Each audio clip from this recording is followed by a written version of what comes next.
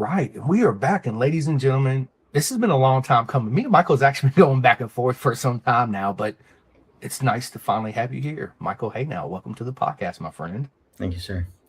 You're It was a welcome, pleasure. man. You're Thank you. welcome. Listen, we got a lot to talk about. You've had an interesting path into motorcycles and an interesting career too as well. So I just want to jump in head first, like I do with all my friends that come on this podcast. Is, bro, where did your journey begin with you on those beautiful two wheels? Well, I guess the very first time, I think I remember I was in middle school, so something in my teens, and it was a friend's YZ85, and I just remember that he's like, "Yeah, this is my dirt bike. Give it a shot." And I threw on it, and he's like, "Yeah, just be chill with the gas." And I remember feeling that pipe for the first time. That was so cool, man. And then there's a funny story. Shortly after that, there was another opportunity to ride a bike, and it was another kid's 250. At the time, I didn't know what it was, but reflecting on it, it was pretty much like the four-stroke Milwaukee Moto 3 250.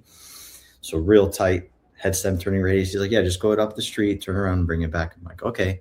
And his friend vouched for me, because I rode the YZ85. Anyways, I was doing the U-turn, and I tipped the bike over, and I forget, I still got a little scar. It's on this hand, where when I tipped over, it cut me open. And go figure, right? Like, I wish I could meet that kid now and be like, "Hey, you want to go for a two up?" Or I'll offer you some But free coaching, buddy. Let's go. Right. It's yeah. it's funny because my journey kind of started like you. I grew up in the military. My mom was like, no, not a dirt bike. I grew up, my dad used to take me ride. My dad's like, yes, let's get him a dirt bike. And then of course, mom always won that battle. So moving from base to base, I was like you, I made friends with the kids with the motorcycles. And my first time riding on a bike was a TTR 50, right? It was like, man, this thing's little, right? And I got on it, kind of went around, and then his dad ended up for Christmas bought him a YZ80, right? And we went out to this local track. It wasn't a track, it was more like a riding course. It had like little sections in it. It wasn't massive jumps or anything. And I remember getting on this YZ80, and he said the same thing, man, just be careful. Once the power band, I was like, what's a power band? What are you talking about, right? Like, what is this, And Mhm. I got on that thing in first gear. I was just like, wow, wow. I was like, oh shit, right? It's like my whole world opened up. And that's all I thought about after that. I want to ride. I want to ride. It's like that Honda commercial, right? Who wants to ride? I want to ride, right? Yeah, Mhm, me, mhm, let's go. I want to ride now. And it's mhm. funny because at whatever age we get into those beautiful two wheels, we don't realize how much it's going to change our lives and the path that it's going to take us on and the beautiful people we're going to meet and what I always call our beautiful circus, right? Yeah. Um, and it's such a unique journey and such a unique sport. And the reason why I say that is if you take our motorcycle racing, track days, whatever, just motorcycles in general, it's literally this big out of the whole world, right? We Right. got hundreds of thousands of people that would love to do what you're doing right now. Same thing as when I get fathers and sons on, I'm like, man, your guys' journey is so unique in this world, right? And it's such an honor to be able to be on that journey. It's something you get to pass down to your kids and generations following, right? Mhm. So yeah, man, it's beautiful, man. I remember that, right? Because it totally changed your life that first time you threw that leg around that bike and you pinned the gas. You're like, oh my God, this is what life is right here. Yeah, yeah. Yeah. It's And beautiful. started with, I guess, bicycling, right? Just kind of, that's what I had growing up, was just a bicycle. And I remember even telling myself, like, man, how can I go faster without pedaling? And then got a taste of that two stroke. That 250 was just more an embarrassment. Um, and then my first motorized two wheeler was a moped, 1982 Sash moped. So Love it, man. Love the mopeds. Dude, they're great, right? We still ride mopeds to this day. I mean, let's just be as long honest. as they're true mopeds that have the bicycle pedals, and and then you could fire up the engine. Yes, Yes. it's got to have the bicycle power. I feel you on that. It's funny because I remember the first time I seen a wheelie, this kid at BMX bikes, I was big into BX too. My first one, I had a Peugeot, blue motorcycle made by Peugeot. And I remember I got it and this kid down the street, I opened up the door. I wanted to go ride. I was like, hey, let's go ride, And he's like, I'm gonna teach you some tricks. And this dude, man, was doing mono 12 o'clock wheelies with his hands off the bar. He's 12 years old. I'm 7 at the time. And I was just like, holy shit, I want to do that. That's where my journey began on trying to get that balance on the bicycles on two wheels and doing the stoppies and all that cool stuff. Yeah, it's again, a lot of my friends come on here, started out in BMX racing and then it progressed or dirt bikes or dirt track or whatever. So it's a unique journey on whatever path you choose, but it always ends up full circle back to where you're meant to be, which is Yeah. right, doing what you're doing, and you getting so let's go back. You getting the 250, getting a moped. Where did it go from there? Moped that did 30 miles per hour, 35 after I put a pipe on it. Then it Right was a scooter. downhill, pedaling. Yeah. Then it was a scooter that went 50, and it was kind of like every year I kept progressing. Then my first mechanical clutch bike was a Yamaha TW 200. Nice. Big wheel? Is it the big wheel one? Yeah, I had that big fat rear tire. Yeah. And then after that was the 1975 Yamaha RD 350. Nice. And then after that was a DR 650. And this was kind of like every year I would just kind of, and then my real first sport bike was 06 Cowie ZX6R 636.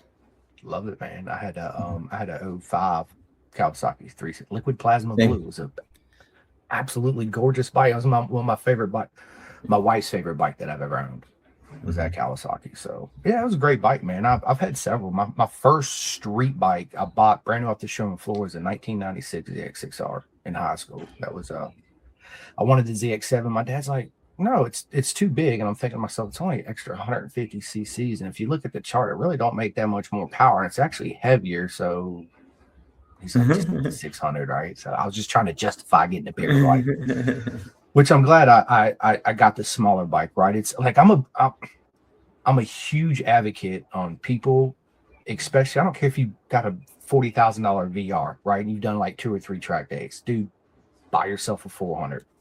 Get you some proper coaching, learn how to ride that little bike to its full potential, and then move up, right? Because you learn so much valuable skills on a smaller bike. You know what I mean? 100%. That's why I try to tell my knucklehead friends, I was like, why do you think all these legends of the sport, when you see videos, they're practicing on the small bikes, right? Little car tracks. Even if it's a 600 on a car track, right? It's a little track. You got to force and muscle the bike around and slide the front, slide the rear, to square off the corners, and blah blah blah blah blah. It's invaluable training for sure. So big advocate on the small bikes, people, right? And that goes along with me and you talking about the ego side of things, right? People, it's hard to let that ego go. They think that, no, I need this 200 horsepower motorcycle. You don't need the 200 horsepower motorcycle for your first bike, right? Let's just be honest. Start slow. You got to crawl before you walk. You walk before you ran. It's the same thing in this sport, right? 100%. Yeah. Anyway, so, moving on up year to year, bigger bikes, which is absolutely amazing. I just jumped from a dirt bike straight onto a 600. Wish I could go back and get the smaller bikes, right? But how did you learn and hear about track days to begin with? How did all that happen for you? It's funny. The 2 things that excited me growing up were when I saw on the TV was rally racing and motorcycle racing. And that was just like the only 2 things that like made me like stop and like, oh, that looks fucking cool, and it's funny. I was thinking about this the other day that I remember being in middle school and they were doing the whole, hey, what do you want to be when you grow up? I want to be a doctor. I want to be a fireman. I want to blah, blah, blah. And I stood up and I said, I want to be a rally car driver. And like the room was silent and like no one, what is that? What's a rally? And one teacher was like, oh, that's the guys that drive cars all crazy and there. And I'm like, yeah, he knows. But yeah, no, it's that was just so funny. But yeah, no, it's been quite the journey. Oh man, I don't even know where to begin. But yeah, the transition to track was, doing all the stupid stuff on the streets. And Squid, we all do it, dude. We all do it, right? It's I had this conversation. A buddy of mine was giving me a hard time for having this influencer on that did YouTube videos fast on the street, makes money doing it, right? And I was like, bro, you get to sit here and talk trash. I was like, what the hell was we doing back in the day? We was doing the same shit he's doing, right? If we Yeah, had yeah. YouTube and GoPros back then, we'd be making the same videos everybody else is making. To me, it's an easy way to, in this day and age with social media, to become popular and get viewed. You know the deal, right? Yeah, yeah. And to make a little bit of money. It's easy. I can wake up in the morning, fire up the bike, put on my GoPro, slap my helmet on, and off I go, right? I don't have to sign up for track days. I don't have to follow your rules. I don't have to safety wire nothing. I ain't got to do any of that. I just and hit record, right? It's and I see the I don't want to say value in that, but I see the how easy it is to get into that for somebody just buying a first street bike. Like I said, strapping a camera on your helmet and making videos and showing your friends, look how cool this is. I'm so fast. And then they come to the track and they get this big ass piece of humble pie on their tank when they look down because the little 12-year-old is just railing them on the outside of the corner, right on their $40,000 bike. And they're on a little 250 and you're like, oh shit. I don't know nothing. That was I was like, I don't know shit. Nothing at all. I thought I knew it all. I don't even know what the throttle is. Hell, I don't even know how to hold it correctly. Right. Yeah. And you bring up a valid point. It's how easy it is and accessible. And then visually it's so like, oh, I want to be that. I want to do that. And all they got to do is get on their bike and do it and push play. Yep. So yeah, that's a valid point. And I think it's kind of dangerous, a disservice to the sport. You know, myself included, grew up in South Florida, very easy to get into that scene in South Florida. If it's the running away from cops, if it's going to the meets, if it's, you know, trying to be part of that show. And I remember being fast on the streets and doing silly things and having conversations with, you know, oh, well, I bet I'm faster than you and all that other stuff. And I remember one guy was like, well, do you even leave like black lines off your rear tire when you're going through corners? And I'm like thinking to myself, like I don't know, I've never seen. But now knowing what it is to lay down rubber on a racetrack, like it is insanity to think that that's an objective to try to achieve on the streets, unless you're doing the TT or something, or Pikes Peak. Well, that's a whole nother story right there, right? Yeah. It's funny, you know, it's I remember coming off the street doing my first track day and I was not so much the fast guy on the street just because yes, I did dumb shit. Road wheelies, running from the police, blah, blah, blah. I really didn't care to be the fastest of the group going up the mountains. But then I realized once I really got into track days and taking some coaching and I learned, you know, started to understand proper body position and how to properly apply the throttle and the roll speed and like all these things that come together. I had no clue what I was talking about. I thought I knew what I was talking about, trying to give advice to people. Don't listen to me back in the day because I didn't know shit, right? Mm-hmm. And once you understand that, you know, you try to pass it along to my knucklehead friends. I always call them my knucklehead friends, right? And a lot of them lets their ego stand in their way from soaking it in, right? And learning. Listen, you can, I don't condone riding fast on the street. Okay. Have I done it? Absolutely. And you're alive. You said you haven't done it, right? Everybody does. It's easy to do. I don't care if you got a 400. It's easy to do 70 miles an hour on two wheels. It's super easy to do, right? You get this freedom. It's unlike anything you ever felt before. So yeah, naturally you're going to try to push yourself. And then you talk to people that really don't know how to ride. I've never done a track day or I never had any coaching. You're getting all these bad advice. I don't want to say wrong advice, right? People that think they know what they do. And now you developed all these bad habits. And then I come to Yamaha Champion of Schools. I sign up, I meet Michael, and I'm out there just squidding everywhere. And you're like, dude, you have no idea what you're doing, right? You're not even looking through the corner. You're looking down. You need to have your head up, keep your shoulder squares. Like, what are you doing? Drop your elbow. Yeah, I mean, it's like all these things, right? Mm-hmm. Yeah, there's a big difference between advice and proven technique. And when you're, you know, someone gives me bad advice on how to swing a golf club, who cares? Someone gives me bad advice on how to ride a motorcycle, consequences can be pretty bad. Yeah. You know, we've all been down on the street. I've had many times pushing it, right? And I remember when I was in Phoenix, I went to MMI, right? So I left Virginia and went out there to go to Motorcycle Mechanics Institute. And that's how I found out about track days. My first school was at Firebird International Raceway. As a matter of fact, it was in 99. I went to the last round that back when Moto America was AMA at Firebird. No, Phoenix International Raceway. That's when I met Aaron Gobert and the Bostrums for the first time. Doug Chandler was my dude back in the day, Oh, right? cool. All these guys. Yeah. Yeah, man. It's I actually got my original Doug Chandler helmet, my Ra 7RR, well, whatever it was, I can't remember. Signed twice by him. Because I remember Michael, I showed up on Friday. I was like, Doug, dude, will you sign my helmet? He signed it. I left the track. I went by Advanced Auto somewhere, got some clear coat. As soon as I sprayed it on the signature, it ran. And I about cried, dude. I was so butthurt, right? The next day I show up, I'm like, oh, dude, I messed up. I did this. He just laughed, smiled, and signed it again. And boom, it's still awesome. hanging up on my wall. Yeah, it's I grew up once I discovered two wheels, that was it for me. Like I've been all in ever since, right? It's I feel like if 100% of people walking this planet right now had some type of passion, I don't care what it is. It could be bird watching, crochet, whatever it is, this place would be so much happier. Yeah, absolutely. Right. I find that a lot of people don't have passions. They're unfortunate that they haven't found their passion. I'll say that. Yeah, a common question I like to ask people is what do you do for fun? And they're like, huh. And they're like, I don't know. And I'm like, okay, there's got to be something that you're passionate about. Like, what are you passionate about? What do you look forward to doing outside of the norm?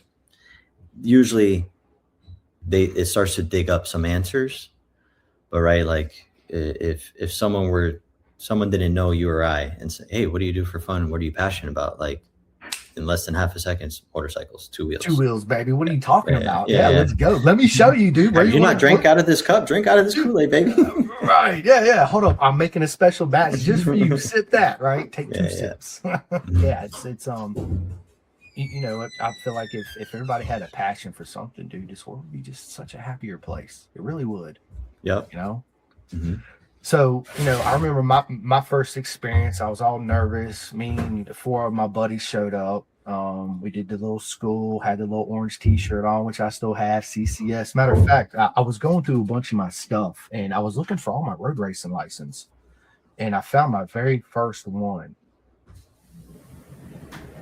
And my wife was like, because when I met my wife, I was like, yeah, I used to race and do this. My wife's like, you didn't race, you full of shit. So I went through all my stuff. I found, well, I put it somewhere. I thought it was right here. Anyway, CCS, here it is. Look, 1999. CCS, oh yeah, there you go, baby. Yeah, dude. Boom. I've been in the game a hot minute. Chris Simcoe. Yeah, let's go. I was so happy when I found it. I was like, yes, I found it. I can't find any of my other ones, but I found my first one, so that counts. Yeah. Always remember the first one. You know what? It was saying the first times, there's always a first time for everything in life, but I remember the very first time I got my leather suit. It was too big, of course, because it's off the rack, right? I didn't know, right? I bought this AGV leather suit, got the boots, the gloves. I put it on. I felt invincible, Michael. I was like, I am Superman. I can do anything I want to do. I can go as fast as I want to go, and I'm safe. Nah, bro, you're not safe. But that feeling by putting on that leather suit, you felt legit, right? You felt proper, right? And then, and then the next step, the next big step, I always hear people say, I don't know, you're a proper coach. I'm not, right? Is I just want to drag my knee. That's a common one. Dude, don't force dragging your knee. Let it happen naturally, right? Because if you try to force it, then you end up making mistakes. Because all you're concentrating on right here is dragging my knee, dragging my knee, dragging my knee, dragging my knee, right? You're not leaving room in your brain to concentrate on other things you need to be concentrating on besides dragging your knee, right?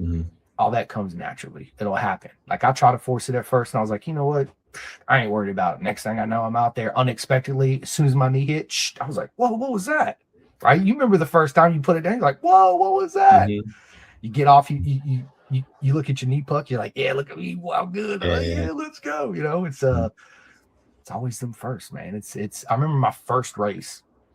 at Firebird International Raceway. You know, you come up to the paddock, you kind of pick a certain person, you look at the grid, you're like, all right, this dude right here in front of me, I got him all day. Like, I don't care who I beat, I'm beating this guy right here, right? He was a heavy set dude, probably at least 80 more pounds than I was. And I was thinking to myself, dude, that natural human thing, like, I'm better than him, right? Mhm. I got this just because he's I guess heavier than me. Not the case at all, bro. I could not pass him. I could sit right there on his back tire and just I couldn't figure out a way around him. Matter of fact, he made me crash twice trying to push and chase him, right? Of But I course, it learned was his valuable. fault. Of course, it was his fault. In my mind, it was, right? I'm like, dude, you caused me to crash. No, dude, I didn't know what I was doing, right? And then after that, after my first 2 weekends, I was like, you know what? I need to do coaching.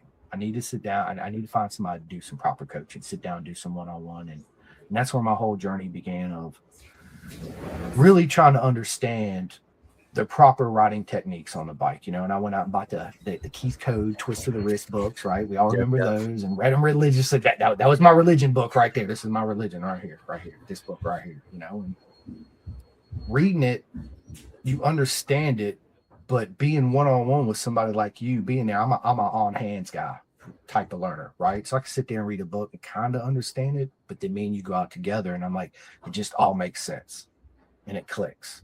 Yeah. Then you start to understand, you're like, dude, I was an idiot. This and that, I should have never done this, right? And then you try to pass the knowledge on to your buddies. Look, you're doing this wrong. And they're like, you don't know shit. You're like, yeah, I kind of don't, but I did get a little bit of coaching, so I know a little something, right? Yeah. Yeah. So what was your the four way of teachings that's really good is audible, when someone explains something to you and you hear it. 2 is visual, right? Watching someone doing it. 3 is practice, right? Actually practicing whatever it may be. And then number 4 is being a teacher. And when you can actually preach what you speak, practice it, like once all those pieces come together and you're doing it correctly, you're going to know you're doing it correctly. And it's just like progression.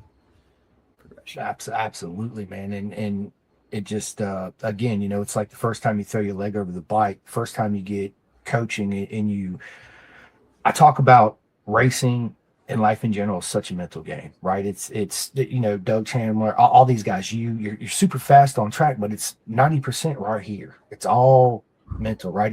I'd say it's maybe 20-30% talent. The rest of it's a mental thing, right? So yeah, it's huge talent. I mean, a huge mental, correct. Yeah. So how do you break down these mental barriers? And I often relate to them as puzzle pieces, right? Everybody's life is certain puzzle pieces, right? All these puzzle pieces have to fall in place in order for Avery Dreyer to win a race this weekend at Barber, right? He could be the fastest guy out there in the Twins Cup or the 600 or whatever he's on.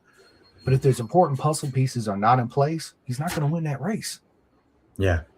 You know, so it's same thing in life, right? It's such a mental game, and it's hard when you're out there pushing and you feel like you can't go no faster. So now you have this mental block that you just can't get over in your mind, right? So how do you come over that mental barrier to push yourself to get past that and progress? You know, well, yeah. If there is a mental barrier, one is identifying it as you are creating this. 2 is regrounding yourself, right? So once you realize you're creating it, you reground yourself. That usually clears things up, and then you could kind of refocus. The impressive thing with motorcycling, the beauty of it is how quickly can you do that, and how long can you maintain that?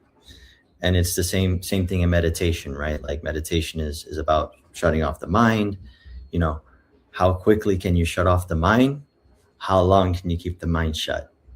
And you know, it's been really fun. You know, I have a fair amount of experience in Thailand. I've been going there for quite a while, and to be able to immerse myself into Buddhist culture, and on top of that, with my background of motorcycles and everything like that, it's been quite the journey. Yeah, absolutely. I got family that live in Phuket in Thailand. Oh, no kidding. Yeah, Mark, him and his wife actually, he went out to Thailand. So both my uncles, one of them works for, he's a big wig at GE. They sent him out to China for like 12 years, paid for his kid to go to school out there, any American school anyway. His brother would fly out there and they would go to Thailand. And Mark brings this woman back from Thailand. Her name's Bond. She's super cool, dude. She's got the biggest feet I've ever seen on a woman before. Super long, right? Tall and skinny. Dude, that's when I fell in love with Thai food. I was like, dude, this is the best ever. So he had a construction company out here in America, closed it down. Her and him moved back to Thailand and started an Airbnb. So they built this big Airbnb that they rent out to people and stuff like that. So it's pretty cool. He's trying to get me to come out there. I was like, I want to come. One day I will come. Yeah, it's awesome. Awesome. And I love what you said about Buddhists, man, because I'm a big, I like to meditate. I like to wake up in the morning. I'm big into ice baths. So taking a deep breath, controlling your breathing, all that's a type of meditation too as well, right? Because you're getting everything out, all that negative energy, all that stored up, just release it, let it all out, close my eyes. It's funny because when I really got into it, I play like Japanese music, like the ding dong dong, and the Greek music like that too as well. And I just sit in my room, my eyes closed, and do my breathing, try to focus on what I want to accomplish through the day, kind of get a routine in my head on where I want to go, and visualize how my day is going to be, basically. And then I do some push-ups and just stretch out and just try to get prepared mentally for the day, right? To help me focus too as well. So that whole Buddhist thing, the way they view the world, I love their mentality, right?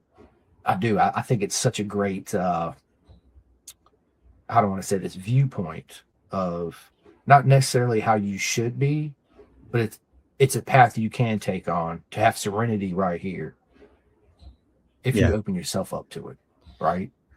Yeah, it's more a kind of like a way to live life, rather than like what I feel traditional religions can be, is like, this is, right, wrong, good, bad, where Buddhism lays a foundation of like of just a healthy way to live life. It's more like a way of living than it is like, yeah, it's not just a single path, right? There's many paths in front of you, right? And it's just it's on, how do I want to say this? Like, I always tell my son, be true to yourself. Don't try to be the cool kid. Stay a beat to your own drum and be happy, right? My cousin and his wife, they're from Thailand, so she's big on the whole Buddhist things, and I'm always picking her brain when she comes, about it. And the elephants, dude, I love the elephants. Actually, she brought me, dude, I don't have it in here. When we get done, Michael, just stay on with me. I'm gonna go get it. So, dude, she brought me this elephant back from Thailand. It's made solely out of seashells. Seashells. They're little itty bitty seashells. They're all glued together, and it's absolutely awesome. And then she brought me these 3 little Buddha miniature statues. They're red. They're cool. They got the big Buddha belly and they're sitting cross and they're doing all this and stuff. Yeah, it's cool, man. I dig that philosophy because it's a good way to, especially this day and age with all the negative going around, right? I feel like we're too easy influenced to go down the negative path, right? Because that's all you see on social media and TV, negative bullshit all the time, right? But if you have that mentality, I don't want to say the correct way of thinking, but just you trying to make yourself better and make everybody around you happy too as well. That just says a lot about who you are, right? As a person. But I agree with you on that. I don't talk about religion hardly at all, but I'm not a big religious guy. I'm a spiritual guy like you, right? The Buddha's the best way to go in my personal opinion, man, for sure. So, but you can apply that to motorcycles too as well. The philosophy of Buddha, right? And you can, when you're coaching, and does your technique change from individual to individual coaching? Because sometimes when you speak to people, certain words don't gel well, but if you say it in a different type of way, it gels well right here. Of course, yeah. Like just two extreme examples. Some people I coach with, they can handle. Hey, tell it to me straight. What's my priority? Tell it to me bluntly. Efficiency. Next priority. Let's go. Next thing. And then other people, like, you have to walk on eggshells. Hey, let's try this. And especially if they have difficulty of change, then it's like, okay, like, got to approach it this way. Hey, why don't you try it this way? Here, just this little adjustment, where other people, I could just crack the whip and be like, man, you're really giving up on this right here. We can't do that. You need to change this now. Where if I said that to the other person, they'd probably cry. Like, it's just, of course, there's always going to be adjustment. Yeah. But the goal is always progress, right? 100%. It's at the end of the day, I know we kind of skipped around a little bit.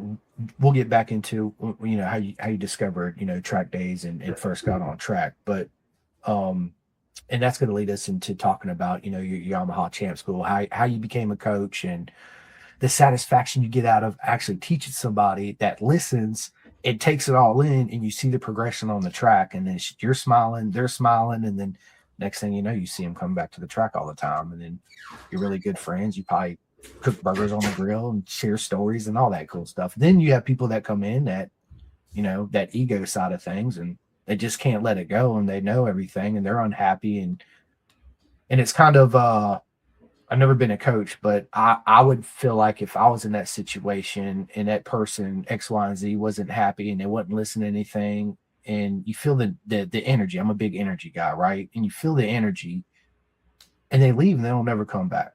And I know you've seen it, right? Yeah, for sure. More times than often, and which that's a double-edged sword too, right? But when you have somebody that comes in, I don't care if they got 30 years riding experience on the street, and they're like this little sponge, and they soak it all in, and it's just such a great weekend. And next thing you know, they bring their friends, right? And it just grows and it grows and it grows, and you build this little commodity, and it's very special, very unique, man. And we said this early, right? It's such a unique journey in this sport that we share with everybody. It's I love it. I freaking love it, dude. Dude, go ahead. There's a cool experience where one of the schools, one of the champ schools, they had a scenario where it was a bunch of successful professionals, but most of them didn't have motorcycle experience. So there was two guys that were successful professionals that had been riding. They thought it would be a great idea to rally up their other buddies. And, it was like 14 people, I think, something like that. And so 12 people that didn't have experience, but they were successful businessmen. So they were okay with, tell me what I need to do. I'm going to tell you, I'm going to apply what you're telling me. And they're going to do that proficiently and correctly. And by the middle of day 2, most of the people with no experience were dragging their knee and rolling, to the point where they surpassed the other 2 that had experience, because they were so embedded in this poor technique that they had trouble breaking out of it. So just kind of compliment what you're saying. Like, yeah, it's kind of funny. And you take that scenario, it's like, all right, you apply yourself. Okay, cool. You could get it. Yeah. I love it. So I know we kind of skip beat in topics, but let's go back, so you got the DR, then you got the Kawasaki ZX6R 06, right? Yeah. 06. 06. What color was it? It was the silver with the red wheels. Yeah. I remember when I bought my 05, the liquid plasma. Yeah, exactly what it was. And if when I remember, didn't it have like a little red flame on it too as well? Yep. I see. Yeah, good memory. Yeah, that was totally worth 5 horsepower. Just saying, bro. All the stickers are right. I used to say the same thing. I was like, because Doug Chandler had the Bellray and the Muzzy sticker. Of course, I had a Kawasaki. I put a Muzzy sticker underneath where it said Kawasaki on the tank. I was like, this is 5 horsepower per sticker. And I just gained 10 horsepower with these 2 stickers, right? Yeah. Oh, don't forget the Bellray stickers. You put it right there on the side fairings. That's the extra 1.5 each. So that's another 3 horsepower right there. Mm-hmm. Yeah, awesome, man. I'm dude. It's when you think back on your journey of getting into these first bikes and progressing through the bikes, man, you feel like a little kid. Every bike you get, it's the same feeling as being a little kid getting a new toy. Every time you get a different bike, I often compare bikes to women, right? Some people say it's kind of a bad analogy, but in my eyes and the way I think, I don't think it is. So just hear me out, right? So you see this beautiful woman, which is a motorcycle. Oh my God, this is the sexiest, most beautiful thing I've ever seen. I want to dance with her. So now you buy this motorcycle, right? Now you're in this relationship. Now you got to go out there and learn how to tango with her, right? And then you decide you're going to break up with her because you got an eye on this other beautiful woman, this other beautiful bike, right? You go from an inline four to a twin. Now you jump on this twin and it's completely different than the inline four, right? So now you got to do the same dance, but a different tango, which means you got to approach her and dance with her differently than you did the inline four. Does that make sense?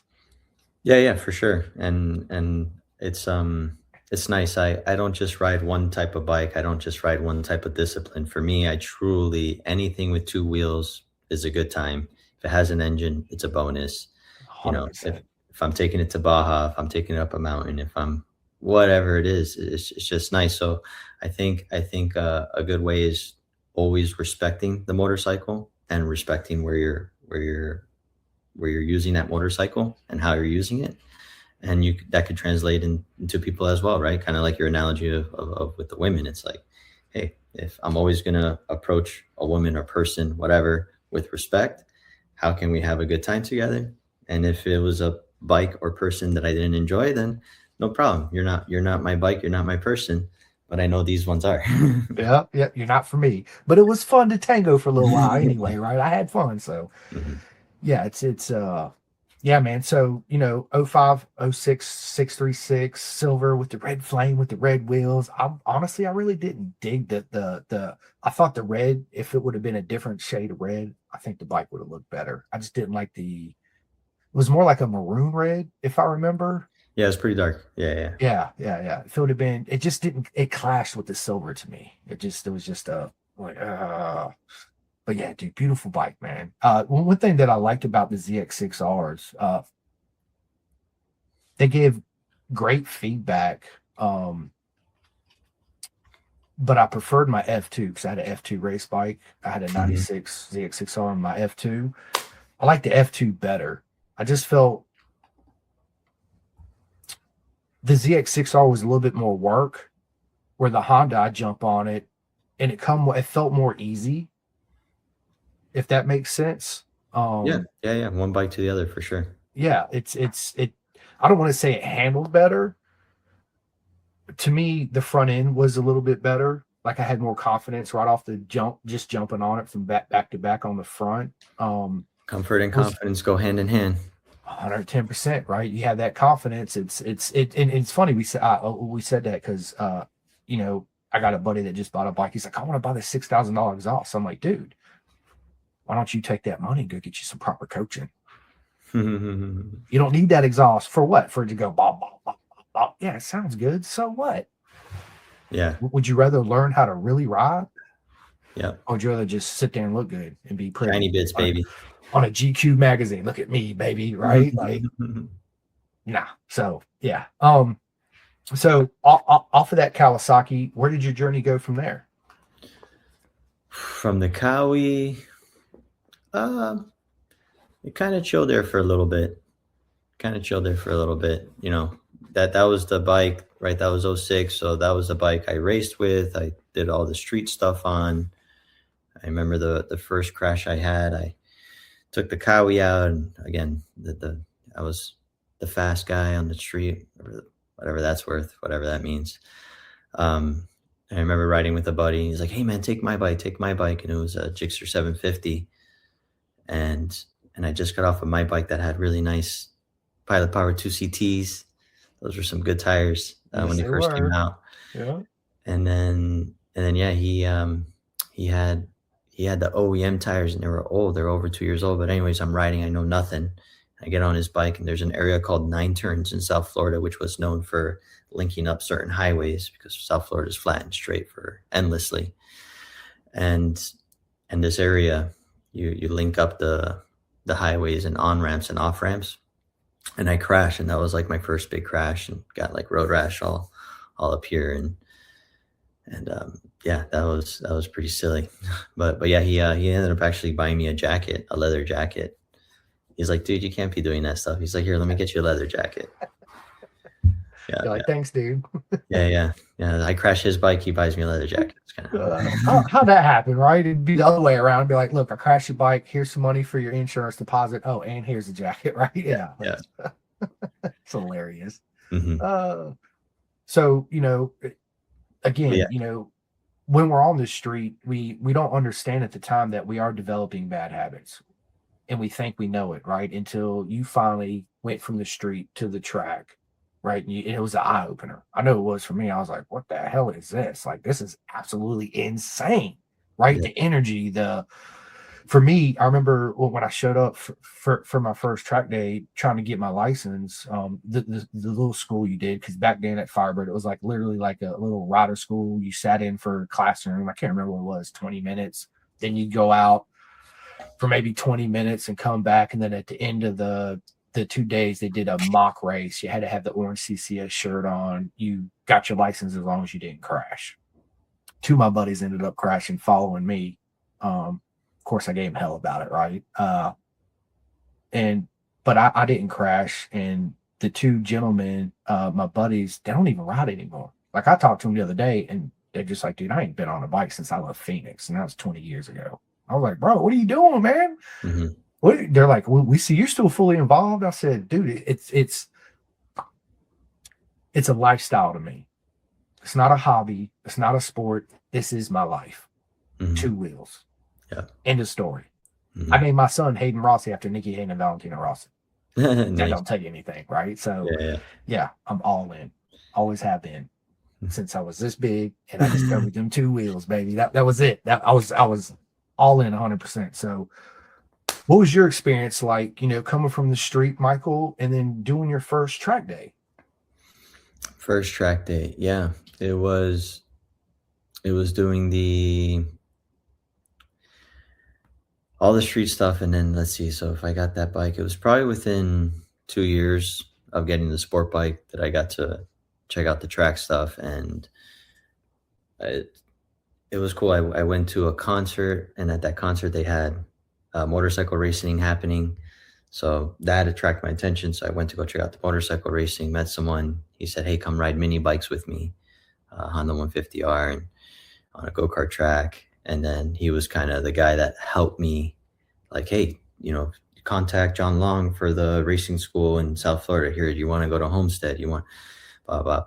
And yeah, that was it, man. Kind of compliment what you're saying. Like, once you get on track, it's just, you could go full send, and the margin for error, obviously there's always a margin for error, but at least the consequences is way less than going under a car, going off the road, somebody pulling out in front of you. It's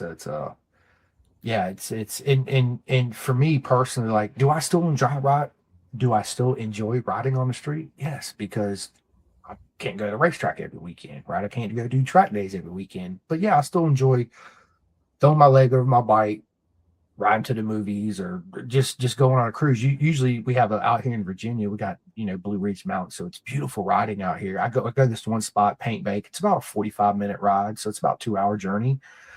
This place called the Swinging Bridge. They raise their own buffalo, so they have bison burgers and all that. It's a cool little restaurant. They have this bridge. It's actually a swinging bridge inside the restaurant. You can walk across. So it's a cool little spot, and a good place to eat. I enjoy it, but it's not the same enjoyment.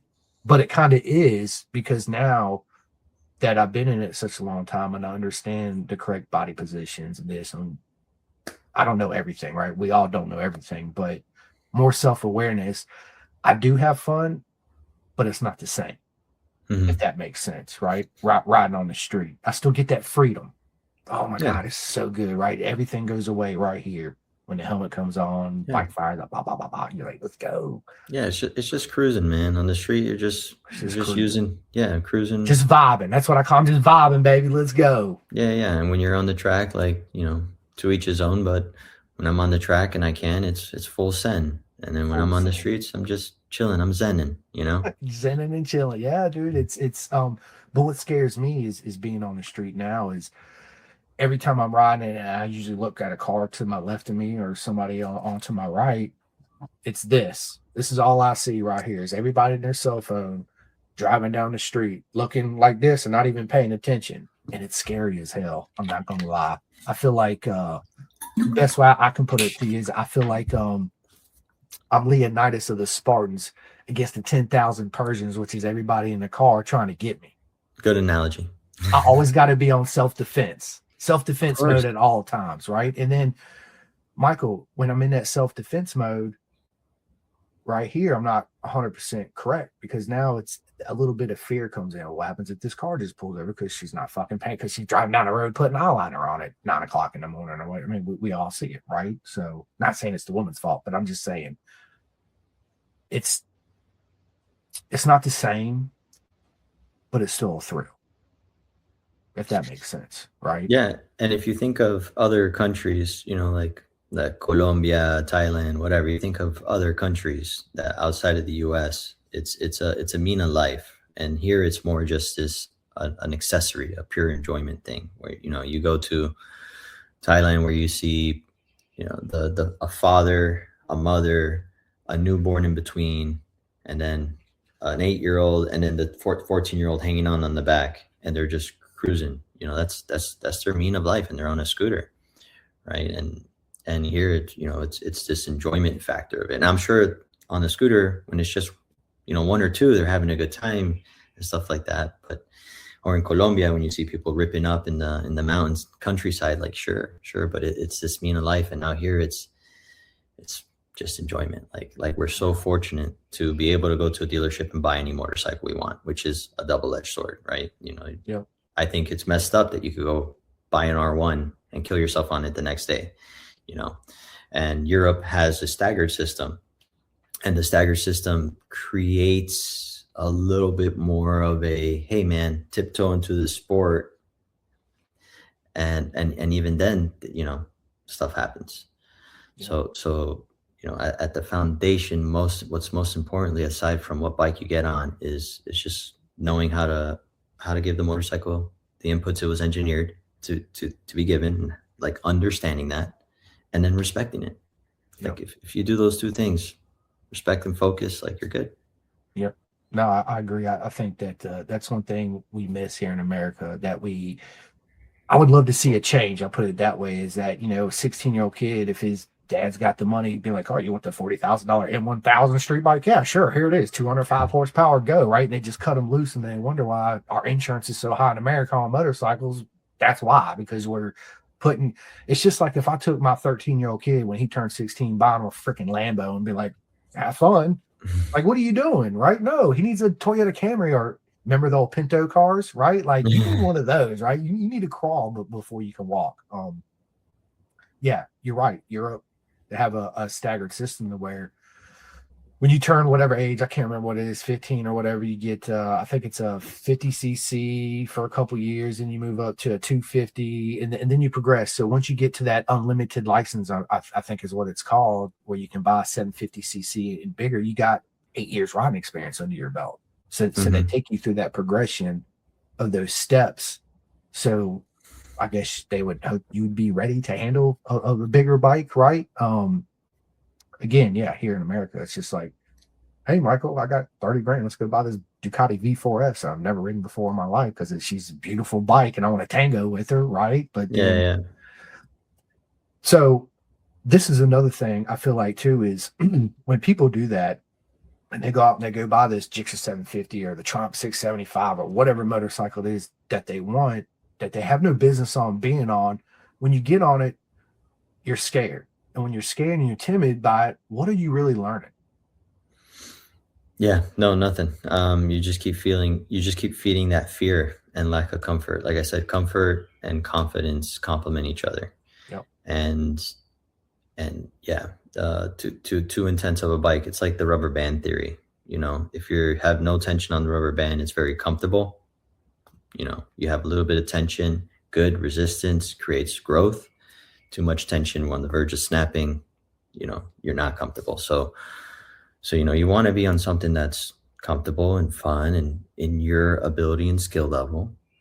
And if you're not ready for 200 horsepower, you shouldn't be on it, because it's gonna bite you. It's going to bite you. And it happens like that. I remember the first time I got to play with a sport bike on the street. My uncle had a bike, and he was like, "Hey, I'll let you take my bike out for a night. Like, it's your bike. Go have fun."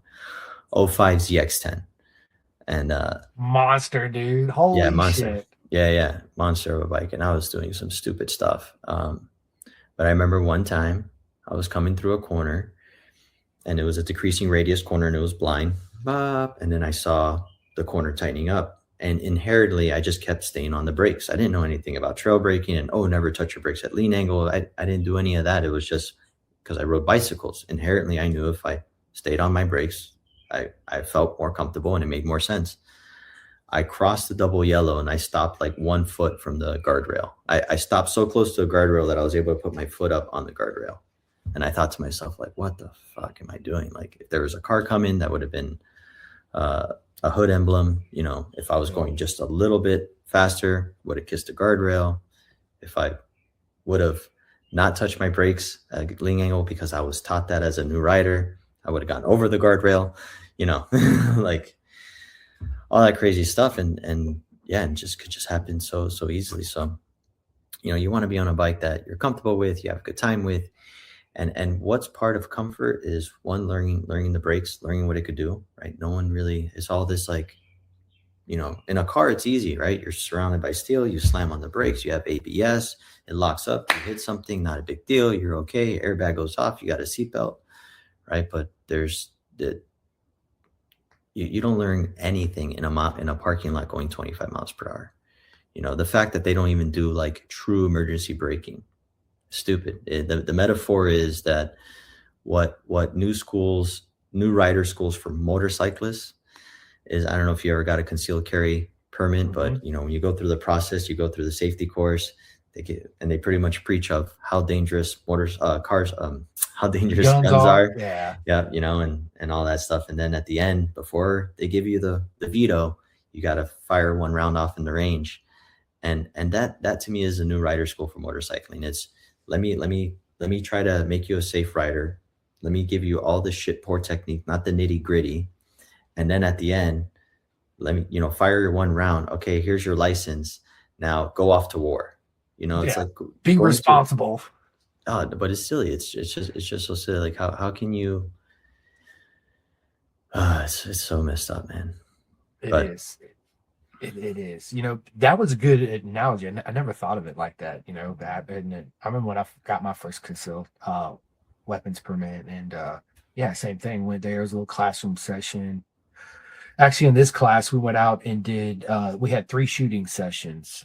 Point and aim, like put the target out, do all this, all these hand gestures, and we went out there, shot 3 times at the end of the class. So like, okay, here you go. It brings me back to when I remember I got out here at Virginia Western. We have the motorcycle safety course, and if you take it, you get 10% off your insurance. So I remember I was out there, and I'm listening to the guy. And there was this older lady out there. She was on a Rebel 250. I'll never forget it.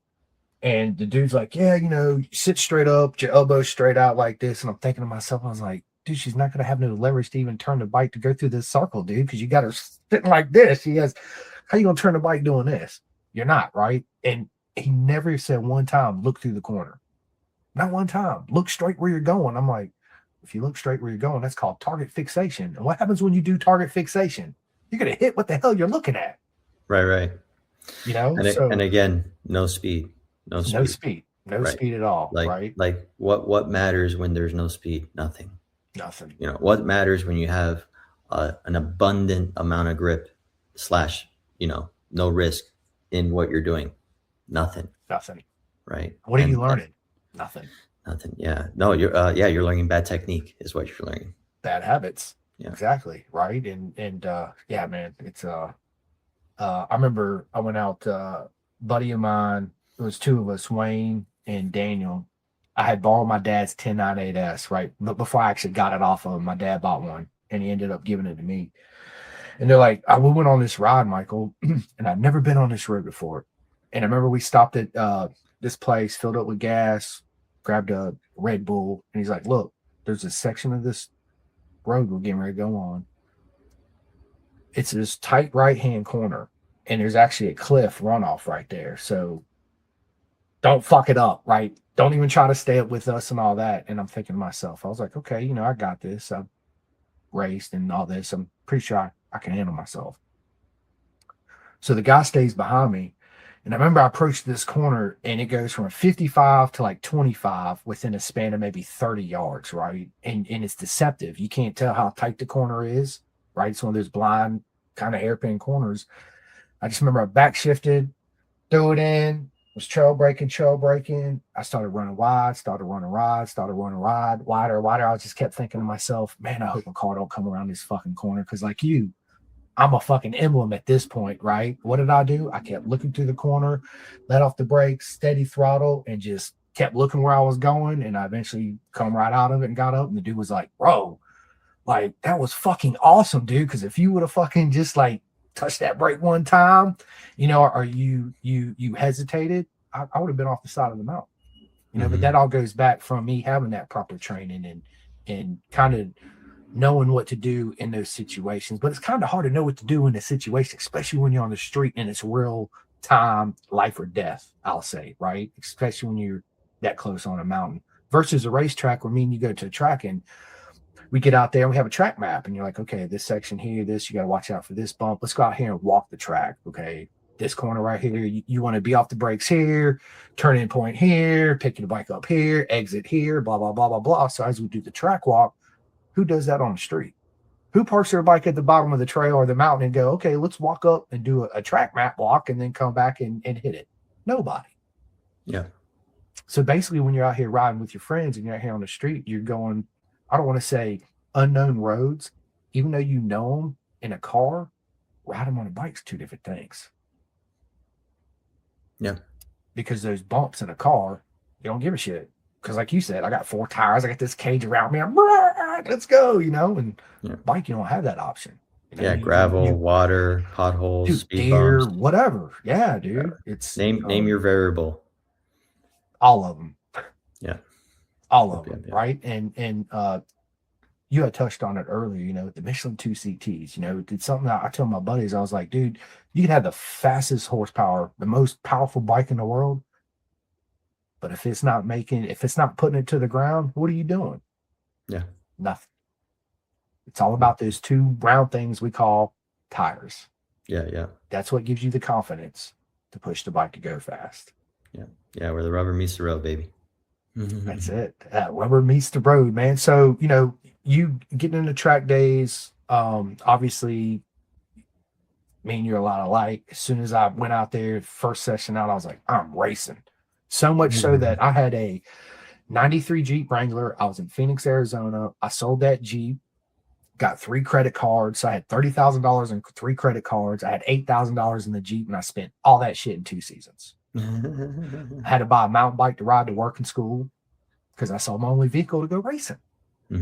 Right? That's how much in love I was with this sport. Don't give a shit. I'll walk. I'll take a cab. It don't matter. I'm going to make this happen, right? It's love it. So I assume that was the same for you, right? Once you got on track that first time, you're like, that's it. This is all I want to do. I'm all in 110%. Yeah. Yeah. Like I said, it was the better option compared to street riding. And also, what kind of bike was I on? I was on a full-on sport bike, 600. That bike shouldn't be on the streets, especially in South Florida. Where does it come to life? On a racetrack, right? If I was on a Yamaha TW, I would be okay navigating on the streets, right? So yeah, no, it's putting it where you're gonna have the most fun out of it, right? Where are you gonna get the most out of that motorcycle? What do you want from your motorcycle? And just being able to figure that out. Like you're talking about, like, for new riders and people getting to the sport, what bike would you recommend? I know. Well, it's like, well, what do you want to do? Yeah. I just want to cruise around. And is it a new rider, little rider? Is it a female? Is it a male? Is it, what is it? And, okay, I want something with a low seat height. I want something that's light between the legs. I'm just going to be on paved roads, or I want to be, then, okay, look at the little cruiser, like the Rebel 500, the Yamaha Bolt, things like that. And then it's like, well, I want to be a super hooligan. Like I want something that I could thrash. I don't care if I drop it. Well, then get a supermoto. Get the Husky 701 supermoto. Great bike. Oh, I want something that I could go around the world with. Okay, well, now you're looking at an adventure bike. Look, I want something that, and then if you want, a full-on track bike, I'm just going to go to the track. Well, then you get a full-on sport bike. And it's like, well, I want a comfortable bike that's track performance but comfortable. Well, then you get a naked upright. It's like, but it's understanding what you want and then filling that in. It's like, you use it again. You use that terminology in anything. What do you want in a friend? What do you want in a partner? What do you want out of your car? What do you want out of your vacation? What do you want from the place you go, a new place that you go visit in the world? Whatever it is that you want, what's great is you can manifest that in motorcycling because there's the whole spectrum, A to Z. 110%. And real quick, supermoto. Yes, I agree. Only if you don't like your driver's license, because once you get on that supermoto, you're out here doing moto wheelies from stoplight to stoplight every time, riding on stop. That's the type of rider. I remember when I first got my very first supermoto, Michael, I bought the Aprilia SXV 550. That was what my heart was set on. Chris, did I lose you? No, I can see you. Can you see me? Okay, yeah, no, it just went. Okay, yeah, there you go. Sorry. All right. Okay. The first supermoto I ever bought was the Aprilia SXV 550. That thing was a monster. And I remember first time I took it out, I was like, yeah, I don't think I'm going to own this thing very long. My wife's like, why? I was like, because I'm either going to end up dead, I'm going straight to jail. 110%. Like, there is no in between. She's like, wow. I was like, because I ride like a fucking goon on this thing. Like, I'm literally out here, traffic. I'm like, well, fuck this. I'm not on a sports bike. I could just go like this, go in between the cars, get on the sidewalk, ride a wheelie down the sidewalk, laugh at everybody, and just take off, right? Like, that's the type of goon I was. And I was like, don't need to have this very long on the street. And to your point real quick, that ZX10 you rode, I remember when I was at MMI, my buddy John bought a 98 R1. So I showed up at 99. Oh, yeah.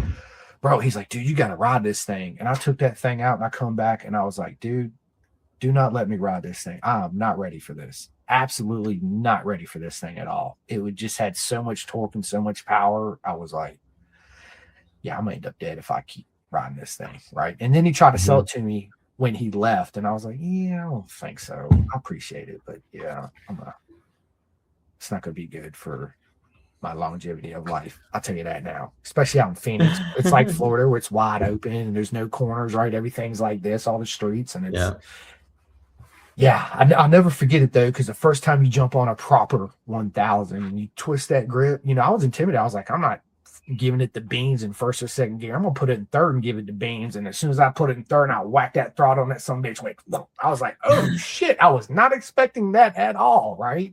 But that's where the whole everything falling in line with what you just said. It's what type of motorcycle do you want that's going to fit your personality? What do you want out of this motorcycle? And how do you want to ride this motorcycle? Yeah, 100%. Right? So if you want to be an adventure tour and you want to be like, hey, me and Michael are going to go from Virginia to California or whatever and go on this ride, and 1200 GS adventure, baby, all day long, or Prairie Tuano, let's go, right? And if you want to crotch rocket, then get you a crotch rocket sports bike. If you want to do trail riding and on-road riding, same thing. Get you an Enduro, DR650, or shit, there's a bunch XRs and all that good stuff in between. What do you want? What do you want to accomplish out of the motorcycle? Make it fit you, right? Like, what's your goals, coming into it? So, getting on track, you being super fast at racing and super successful too. So congratulations on that, So the whole racing side of things, moving into coaching, I love to talk to coaches about riding, and what you guys are doing for our sport is invaluable. I love it, right? It's just like always give a big shout out to all the corner marshal workers, because if it wasn't for the corner marshal workers, guess what? We wouldn't be there at the track having fun. But the same thing, if it wasn't for you, Michael, teaching people the proper techniques and how to ride and be safe and ride fast, whether it's at the track or if they never come back, you can apply those same things to the street. It's going to make you a better rider all the way around. Do you get the same satisfaction of being a competitor racing as you do coaching someone and seeing their progression? Yeah, as long as there's progression. And yeah, no, it's giving back to the sport. You know, it's fair to say racing for me, or racing in general, can be very selfish. And then when you do My son just woke up. oh, cool, cool. Morning, morning. Good But yeah, afternoon. oh yeah. But yeah, racing itself can be very selfish. And then when you do And then when you do teaching, teaching is very give back. And it's nice to be in a position where I balance the two, right? It's awesome on a competition side and go throw down and be able to throw down at a pretty spicy level, but then also give back at a very quality level as well. You know, I feel like when I go racing, I withdraw $1,000 out of the bank account. And when I go teaching, I give $1,000 in the bank account, you know, where some people that could be a little flipped, you know. Racing, Yeah, I'm gonna withdraw 1,000 and then I'll give back $1, you know. So, facts. Facts so on that, right? So, uh, when how did you become a coach, right? Because you're a super competitive, super talented, fast guy, right? Mhm. So, how did you get with Yamaha Champions of School? Did they approach you, or did you approach them, or I had a buddy that knew that they were looking for coaches, and this was like when Champ School was right on the cusp of starting to grow a bit, like its first big spurt. And he went as a student, and he knew me. He knew I was very passionate, and you know, I lived in Colorado, and I loved it. And when I met him, it was at a go kart track in Colorado, and he was riding his Ducati Monster, and I went up to him and I was like, "Hey, dude, that's a really nice bike. I see you're passionate into the sport. You're wearing full leathers, you know, all the things." I'm like, "Go ride my 150R. Like, you know, my 150R is so good, and don't worry about crashing it. I'd rather you crash my bike than crash your bike." And I told him to do a few laps, and he ended up riding it for like I think 30 minutes. You know, I didn't care. I was like, "Okay, cool. He's all about it." And and yeah, he went to the school, and then he came back, and he's like, "You know what?" He's like, "I think that HeyNow guy would be a good fit for this." So he sponsored my school. He's like, "You know, go figure it out." I went down there, and he I told the guys like, "Hey, I'm into it, and this is great." There's a gentleman named Scott Rybo. You probably know the yep, name. yep, that's my homeboy, man. Of Yeah, course, yeah. I know Scott. Yep. So he was part of the coaching as well, and he knew me from Colorado, and so he was like put in a good word. And when he saw me, he's like, "Oh yeah, this is Hey Now," you know, had good things to say about me, and I threw down. They were pleased with my writing. I remember Chris Paris was filming me for Film Lab.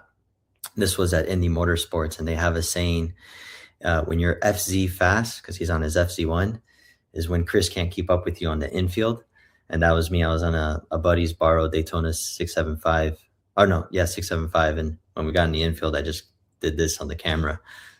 But yeah, like aside from pace, they just thought I was personable, and they could see that I was all about it. And they gave me a shot, you know. So, and it was good I timing. love it. I love Hmm. it, man. So, let me ask you this. We talked about your first time track experience, first time coaching experience, right? It's leading up to that weekend. You're showing up. You're a proper coach at this time, right? You got the coach vest on, all this. What was the emotions and the nerves going into your first weekend being a coach?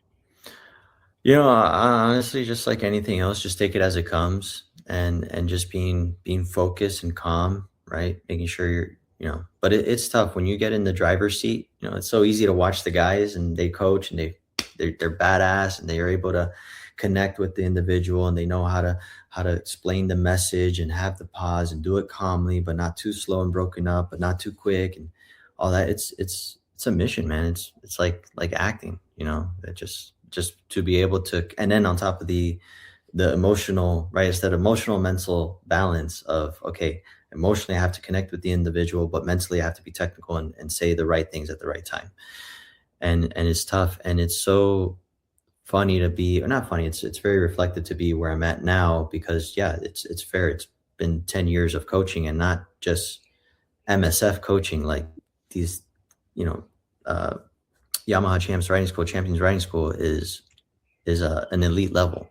It's like saying like, oh, I go race in a parking lot on mini bikes, or do you go race Moto America on a stock 1000? Like, it's those two applications, they're both racing, but the level of racing is uncomparable. It's universe apart. And the same thing, like champ school, the coaching and the coaches are just such a high level.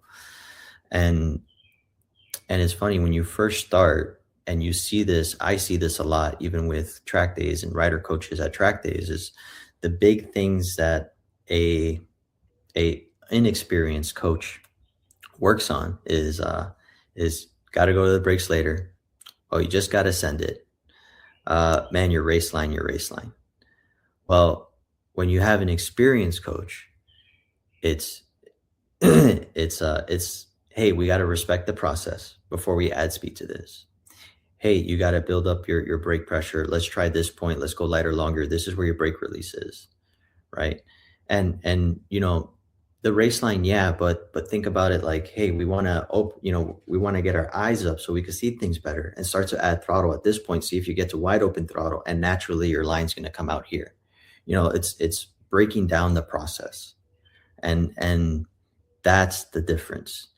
Who can hone on the next priority that is important to you as an individual and as a rider, and then who can break down that process so you could get to that goal. So then you can work on the next priority. And that's the difference between and it doesn't even have to be a champ school coach, just a proper coach, right? A legit coach, an experienced coach versus the run in the mill, another person to tell you something. Yeah. Right? And it's you being in that situation, we touch base on this later, is you got to have patience, right? Because everybody learns different, and you come across people with the egos. I talk about it all the time. And it's in the ego so much so you can put this to anything in life. If you got an ego about something, you're just not going to learn anything, right? Because you're hard-headed and you think you know it all. Those that are more willing to learn, that understand that, yeah, I might have rode a bike for the past 15 years, but everything Michael's telling me, I had no idea about, but it makes sense. So let me trust the process of what he's telling me, and let me go out there and put it to work. Let me see what he's actually saying is actually going to come, right? Because I'm sure there's some students that you get there like, man, this guy don't know what he's talking about. And that's part of that ego. Well, yeah, you get the questions where they question things. And this is kind of the beauty of the motorcycling is okay, you're an engine breaker. You're the guy that wants to just coast on the street and engine brake because you feel like you don't need brakes. Okay, fine. You haven't been thrown a variable that is going to be life or death, to where if you just engine brake, you're going to die because you're going to hit the thing or go off the guardrail, that you need your brakes. But hey, let me demo it for you. So we'll go 45 miles per hour in fourth gear and just start banging downshifts. Third, second, first, dump the clutch, and coast right by. Where I could then do it where I'll be in fourth gear at 45 miles per hour. I'll squeeze in the clutch and I'll go to the front brakes, not even dramatic, and I'll stop right in front of the student. So it's like, okay, so which next question, please? It's like, and that's the beauty of motorcycling. It's so even when new school riders say, hey, do all your brakes in a straight line and then come off your brakes, like, you're fucking insane. Add pace to this, reduce the risk. It doesn't work. There's a guy out there that has a YouTube video that has 1 million views that says brake, gas, turn. Okay, so go to the brakes, come off the brakes, accelerate, and then go and tip into the corner. Well, guess what, buddy? That works if you're on a low horsepower bike, you overslowed your entry, and you're cruising and coasting. But this is in not a parking how you go lot. fast. Yeah, in a parking lot. Fast. But yeah. even if you're just canyon riding, right? If you're going through a canyon road that, say, is a 120 mile per hour corner at 30 degrees of lean angle, then that works, because you're never gonna, and you're on a bike that only does 80, you're gonna sit there and just roll off and maybe use the brakes, not use the brakes, but you'll never get to the limit of that corner. But you start to go into a 9-degree corner, then yeah, you better use your brakes, or you're gonna overslow to where Now to add lean angle, you're gonna have to match it with some throttle. Like Yeah. it's just as it's just an issue. And it's a problem because it's hurting people, it's killing riders, it's putting a bad name for the sport. You know, even talking about small bikes, you know, the small bike concept for approaching and tiptoeing into a sport is great, but there's a certain point where it can start to hurt your riding. And how do you know that the riding technique you're doing is correct? One, add speed to it. Get on a more powerful motorcycle. The more power you have, the more precision and respect you need to have, right? You cannot go lean into a corner and add throttle like you can on an R3 compared to an R1, Yeah. right? 100%. And it's just and then like that one video, the brake gas turn thing. In the middle of the video, he shoots himself in the foot by saying, "This works really well for this half of the track, but doesn't work really well for that half of the track." Well, let me tell you something, buddy. I don't care what bike I'm on and what corner I go into. I'm going to focus on the technique that works for every corner entry, any corner, anything, any bike, any whatever. And that's going to slow it down. Ideally use my brakes to the slowest point. Maintain neutral throttle. Accelerate when the corner opens up. Never go faster into something that I can't see. Like just simple, fundamental, organic ways to respect and approach a motorcycle. Yeah. You actually said a good point too, is that I think that there's people that stay on bikes too long that hurts them because they develop bad habits staying on a smaller bike. And then there's people that move too quickly up to a bigger bike where they need to stay on a lower machine to learn more of those fundamentals to transfer it over to the bigger, powerful bike in order to progress, right? So yeah, prove yourself, man. Prove yourself. And how that's do a you know beautiful thing. it is 100%? But how does a rider know when that's the right time? Well, if they're riding with someone, like say for instance in Colorado, right? I live in Colorado. So I've ridden all the types of bikes at the go-kart track, you know, from the mini moto, the 65, the TTR 125, the Honda 150R, the 254 stroke, the 450 SMR. So there's all these lap times, right? And someone comes up and it's like, all right, well, these are the lap times. Can you get within 110% of this? You know, when you go on the bigger bike, you know, how much faster are you, or are you closer to that lap time? You know, in Moto America, we see this where I know there's a specific rider that was stepping up from Twins Cup to stock 1000, and he was faster on his Twins Cup bike than his 1000. And it's like, no, that shouldn't be the case. What does that tell me? You're someone that's running corner speed. You don't know what it is to respect the slowest point. You don't know what bike direction is, right? You're just corner speed, corner speed, corner speed. And that works when you're on a little bike. That doesn't work when you're on a big bike, right? So it's understanding that. And how can someone figure that out is lap times are going to be good. Are they crashing or not crashing, right? Are they smoking their tires, or are their tires going the distance, right? Usually if you're smoking your tire, you're too much on the edge of the tire, your body position is poor. You know, there's ways to break down your riding, your lap times, and say your tires of if you're doing things right or wrong. Yeah, that makes sense. 100%. So going from, racing to coaching, congratulations, by the way, on 10 years coaching, bro. That's absolutely amazing, man. And thank Yeah, you especially with Champ School. yeah, dude. And again, I said it earlier, but dude, thank you for doing what you're doing for our sport, giving back, you and all the other coaches out there. Again, if it wasn't for you, I mean, there'd be a lot of misled people out here on the streets or on the track that had no clue of what they're doing. So going from racing, still coaching. One more coaching question I do want to say. Is it easier to coach a new rider coming in versus a veteran rider? Honestly, the biggest variable is the individual, right? And then from there, it's coaching, right? Is the student, there's a saying, a good student is a good teacher is a good student, right? Is the student a good student? And usually a good student is I'm gonna listen to what you're telling me, and I'm gonna apply what you're telling me, and I'm gonna respect the process.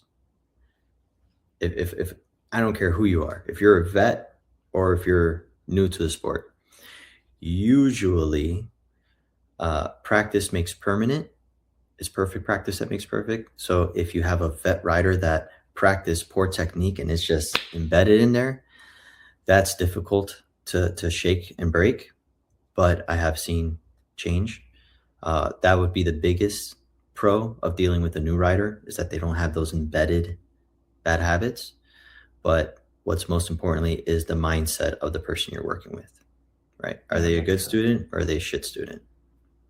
It's you know, I like to refer to what we said earlier, right? It's, you want to be proficient at shooting, what do you got to do? You got to go out there and practice shoot. It's called muscle memory, right? By you coaching is you're getting people to have that muscle memory of, you know, let the brakes off here, roll speed here, get on the gas here, it's got to run you right out here, right? All these little steps is so when you're out there and you're gaining momentum and you get more speed and faster, when a situation arises, it's not unexpected.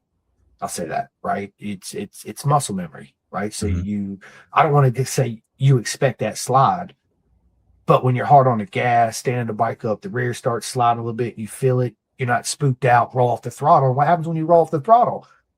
Boom, baby. You know, Right, you right. could high side or whatever, right? So it's having that muscle memory, going out there, putting it into practice, keeping an open mind, soaking it all in.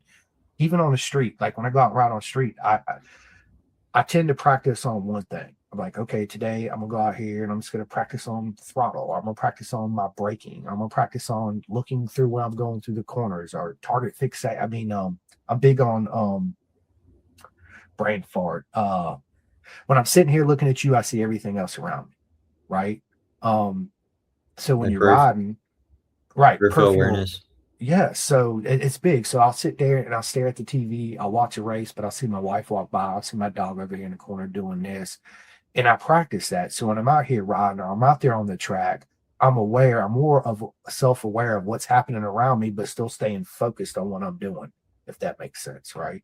Yeah. Um, got to be aware of your surroundings, even if you're out there on the track, right? Because it's up to you Always. to make that pass, right? Yeah. Yeah, that's why I thought it was funny when you said earlier about like, oh, that guy made me crash. You know. That guy made me crash. Yeah, yeah. Yeah, Yeah, the it's only hilarious. times someone, that's fair to argue that someone made you crash is when you get taken out, Facts. or Before someone the puts you in a impact. variable where it's like, if you do option A, it's gonna hurt someone, so option B is I'm gonna crash. Yeah, So, yeah, 100%. So, you know, going from, I lived in Colorado, by the way, seventh and eighth grade. I lived in Littleton. Man, I miss Colorado, bro. Littleton, yeah. Yeah, Yeah, South Denver. my brother, little brother's 8 years younger than me. He lives in oh my God, he just moved Fort Collins, I want to Yep. say. Yeah, Fort that's about an Collins? hour north of Denver. Yep. Yeah, yeah. I'm pretty sure they just bought a new house in Fort Collins. So yeah, man, I miss Colorado, dude. It was so beautiful. I remember in the summertime, I could look up in Littleton because we were kind of in this little bowl, and I could look up at the mountains and there's snow caps all over the mountains, but I'm down here in a t-shirt and shorts. And then when the winter time comes, I'm literally snowboarding to the fucking bus stop because the snow's 30 feet deep, right? But I miss that, man. I miss the people. I miss Colorado is one of the most beautiful states I ever had the honor to live in and see, right? Sure is. Absolutely such a gorgeous place. So moving on to this whole touring thing, I think it's absolutely amazing. You get to do that, man. How did all that come about? Yeah, well, I've always had an interest and passion to share an experience and opportunity with people. So when I did Baja for the first time, that was over 10 years ago. Um, that was the first time I was exposed to a true tour experience, where it's a group of buddies and we're all riding motorcycles and we were going from Ensenada to La Paz, and it was the OG Baja Peninsula run, 1,250 miles over 6 days, about 250 miles a day, 200 miles a day, off road, not just whistling Dixie on the highway. Yeah, which is a big deal, right? Yeah. Yep, yep. And yeah, no, it was cool. But then having an opportunity with Thailand Moto Tours, that started about 4 years ago, where I was building a relationship with Brandon Cretu, which I'm sure you know Cretu, Yep. And yeah, Kritu,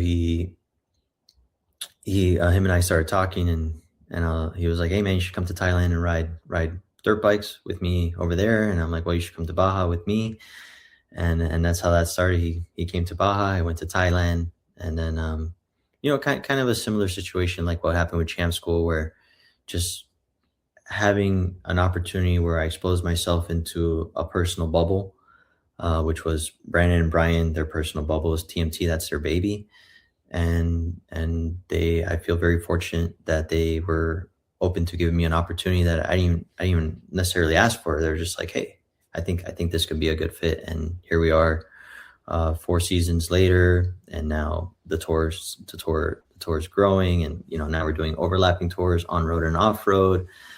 December, January, which is a nice time, to each his own, but I'm more of a fair weathered individual. My Latin blood's a little thin. So, but yeah, no, it's beautiful. It's a beautiful country, beautiful people, awesome experience. And it's more than just riding motorcycles in a different country. It's truly a life experience. And the tool is the motorcycle, and you have fun along the way because the roads are epic. 100%, man. And it's a journey too. It's talking about tools in the toolbox. That's something I tell my buddies too. Use the tools that are in your box to help you. Mm-hmm. Right. As far as motorcycle goes, I'm not talking about a wrench. I'm talking about tools in the box, meaning that use your motorcycle. Your motorcycle is just a tool. That's all it is. It's a tool that gives you the most happiness you ever had in your life. Well, for some of us anyway. I know for me and you for sure. Use it the way it's supposed to be using, right? Don't use it in a way that it's not supposed to be using. You know what I mean? Mm-hmm. Yeah, I love it, dude. I always wanted to go on one of those tours. Maybe I'll make that happen. I'd love to go out there and tour Thailand with you one year. It'd be freaking amazing. Make it happen. I will 110%. I will. Matter of fact, my dad, he likes to, him and my cousin Mark went from here to California. They had 1200 GS Adventures, but they sold them.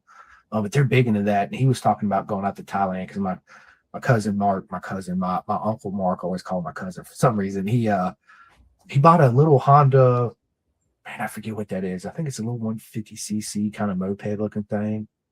And he gets around on all the time. Man, I want to go out there. I want to ride. That's what I tell him. I want to come out there. I want to ride. And I want to see some real elephants. Like, I want to see an elephant for real. I think absolutely amazing creatures, right? Just being out there. And they are beautiful. It's something to see something on TV, Michael. Like me and you, we watch CODA, right? Circus of America. But when you're actually there at the track, it's completely different than watching it on TV, right? Same thing is, we go down here and I have a city corner down here. They're actually from Thai. They have great Thai food. But it's not the same as being out there in Thailand and getting the street Thai food, right? Right. It's completely different. The experience, the smells, the culture, the people, it's completely different. And I want to experience that. It's just like my bucket list. What's one thing on your bucket list, bro, you want to do? Oof. Do you have any bucket list items? In the racing world, there's anything in life, racing and in life. What is your two main things you have on your bucket list that you want to do? Well, in racing, it's going to be the TT, the Isle of Man. That's one, and then the other one is the Baja 1000 Ironman. Those are two things as far as like selfish I wants to accomplish. And then I love it. And then give back I I love a compound where there's a training facility, dirt road course, go-kart track, where people can come and train and ride in a patch of pavement where we could do training drills and mini motos and stuff like that. But a facility that is truly for the motorcycle community. Come and ride, come and train, and this is the place to send it. So those would be like the bucket list things. Like if I could achieve that compound and I could achieve those other two accomplishments, that's winning. I'm good. Life's complete, baby. Let's Yeah, yeah, go. yeah. Right? That It's that funny you is my say that. lottery ticket. Me too. So the TT is my favorite ever since I discovered the TT back when I was in high school. Remember Duke Video? Used to buy them on Duke Video. So my best friend Jason, uh, his uncle come by and he's like, I know you're into Doug Chandler and hey, you ever heard of the Isle of Man TT? I was like, man, I've heard of it, but I've never watched it. He's like, well, I'm bringing this Duke video over VHS where to put it in. You watch it, dude. I was fucking glued. I literally stayed up all night. I probably watched it. I don't know, however long it was, 4 hours, the whole VHS tape, right, for the practice week and the race week. Literally, I stayed up all night. I was glued to the TV, and that's all I thought about. I was like, dude, the TT, the TT, the TT. And that's what started my love of the TT. And to me, it's on my bucket list. I'm going to go. And it's funny because we often use the word legends as far as Valentino Rossi and Nikki Hayden and all these people. Yes, they were legends, but the true aliens of our sport, to me, my personal opinion, is every man and women that do the TT. They are just a different breed. It's a different mindset. You could take somebody from the TT that races the TT and put them on a short circuit like Coda, Road Atlanta, or whatever, and they'll be just fine. But it's very rare you take somebody from a short circuit racing and you take them out to the TT. They're like, nope, I ain't fucking doing this. You're fucking crazy. Like, no way I'm doing it. So it's a different mindset, right? To me, I see it as confined space versus an open space. What I mean by that, at the TT, you're on public roads in a confined space, literally this wide, meaning that you have one street going this way, one street going that way, walls and cars and all this shit, hedges and everything, right? So you're in a confined space. There's people that feel comfortable doing Warp 9 in these confined space versus the other people in the world that don't feel safe in that confined space doing speeds. They feel safe in a wide open with ample amount of runoff room and all this stuff, right? Does that make sense? Yeah, absolutely. So And that's the ratio, right? Like you said, people short circuit to TT. It's it's nuts, dude. It's on my bucket list. Which, speaking of, real quick plug, TT Plus. TT is getting ready to happen at the end of this month, beginning of June. It's the most amazing race. If you guys and girls have not watched it, there's an app, TT Plus. You can get on Apple or Android. I think it's like $32. They have a series called In Between the Hedges, and there's a bunch of cool series on there. Listen, people, if you have not watched the TT, download it. Spend that $32. Trust me, it's the best thing you're ever going to see in your life. It's the most beautiful thing I've ever seen, Michael. Absolutely. And you know what? I often think, I'm like, especially, let's say Michael's out there at the TT, you are, right? Michael's racing a super bike, a twin, and a super sport. Well, you don't have no time in between sessions. You're jumping off of one bike, jumping on another bike. So you got to fully adjust going from 140 mile an hour top speed on this bike to 205 miles an hour top speed on this bike. So everything's different. Your braking points, your turn-ins, your roll, everything's completely different. And you got to do it on the fly. And it's like they can just process it. You watch TT videos, I watch it. I'm like, I can't even fucking watch this video because it's just like, yeah. You're like, I can't even see what the hell is going on. But they're just like, it's the most beautiful thing I've ever seen in my life. And the double-edged sword of that, people are like, oh, it's dangerous. It's this, it's that. I'm like, do you tell a skydiver that it's dangerous to jump out of a plane? Yeah. Do you tell a stunt pilot, Red Bull pilot, and those little planes that are doing all this, that is dangerous? I think people always talk shit. It's not dangerous to the people that are in love doing it. Think about that, right? Yeah. I'm sure that, again, I think it's that whole respect thing and all that stuff. But the other thing, at least with me, is not being afraid of living my life, and if you choose to live your life in that fear state, in a bubble, that's your choice. No. Right? If I choose to live my life on two wheels, doing whatever I want to do, as long as I'm not causing harm to someone else, no harm, no foul. Like, no harm, no foul. Because people that can, people can cause so much harm to others without even being on a motorcycle. And then there's people on a motorcycle that can cause harm to others because they're on a motorcycle and they shouldn't have been. And then there's there's way more dangerous things in life where, you get taken out by a drunk driver, something, cancer, like Whatever, pick whatever. Exactly. Pick the endless variables that right? can just be presented to you. So it's I like, often tell, yeah, I often tell people that in the case that something like that happens, whether it's closed circuits, open roads, whether it's TT Northwest, the Southern 100, you name it, Coda, Magello. If that unfortunate, I see it as Michael Haynow goes out there, gives it his all, and if the unfortunate happens, is it really? It is unfortunate, but Michael went out the best way you could go out, doing what you love to do instead of being, like you said, cancer in a hospital bed, can't move. Somebody's got to wipe my butt with diapers on. I don't want to do that. I'd rather go out doing what I love to do. Right. And the double edged sword of that is the family members of those that race, they've already accepted what could happen, but you're never ready when it happens, if that makes sense. Right. So when people say that road racing is dangerous and this and that, I'm like, it's not dangerous. In your mind, it's dangerous, but is it really dangerous? right. Right? Um, Like yeah, no, we like to think it's risky. It's risky. gambling's risky, right? Right, right. Like, Yeah, yeah. And how do you mitigate that risk is respecting it and approaching it correctly. yeah, absolutely. Absolutely. Michael, listen to word. Hour and 36 minutes into this podcast, bro. This has been an absolutely amazing time. I want to sit down back with you again. Let's definitely sit down and do a part two of this. Copy that. So I want to transition. I just want to ask you a couple personal questions just to get to know you. This is one of my favorite parts of the podcast. It's all my favorite, but what I mean by that is, growing up being such a fan of the sport, obviously I know Doug Chandler's history, Kenny Roberts Jr., and not all that. But what I never know is what's for dinner tonight? Tell us something we don't know about you. Like, I want to get to know these people, what they do away from the track, what really makes them tick besides the motorcycles, right?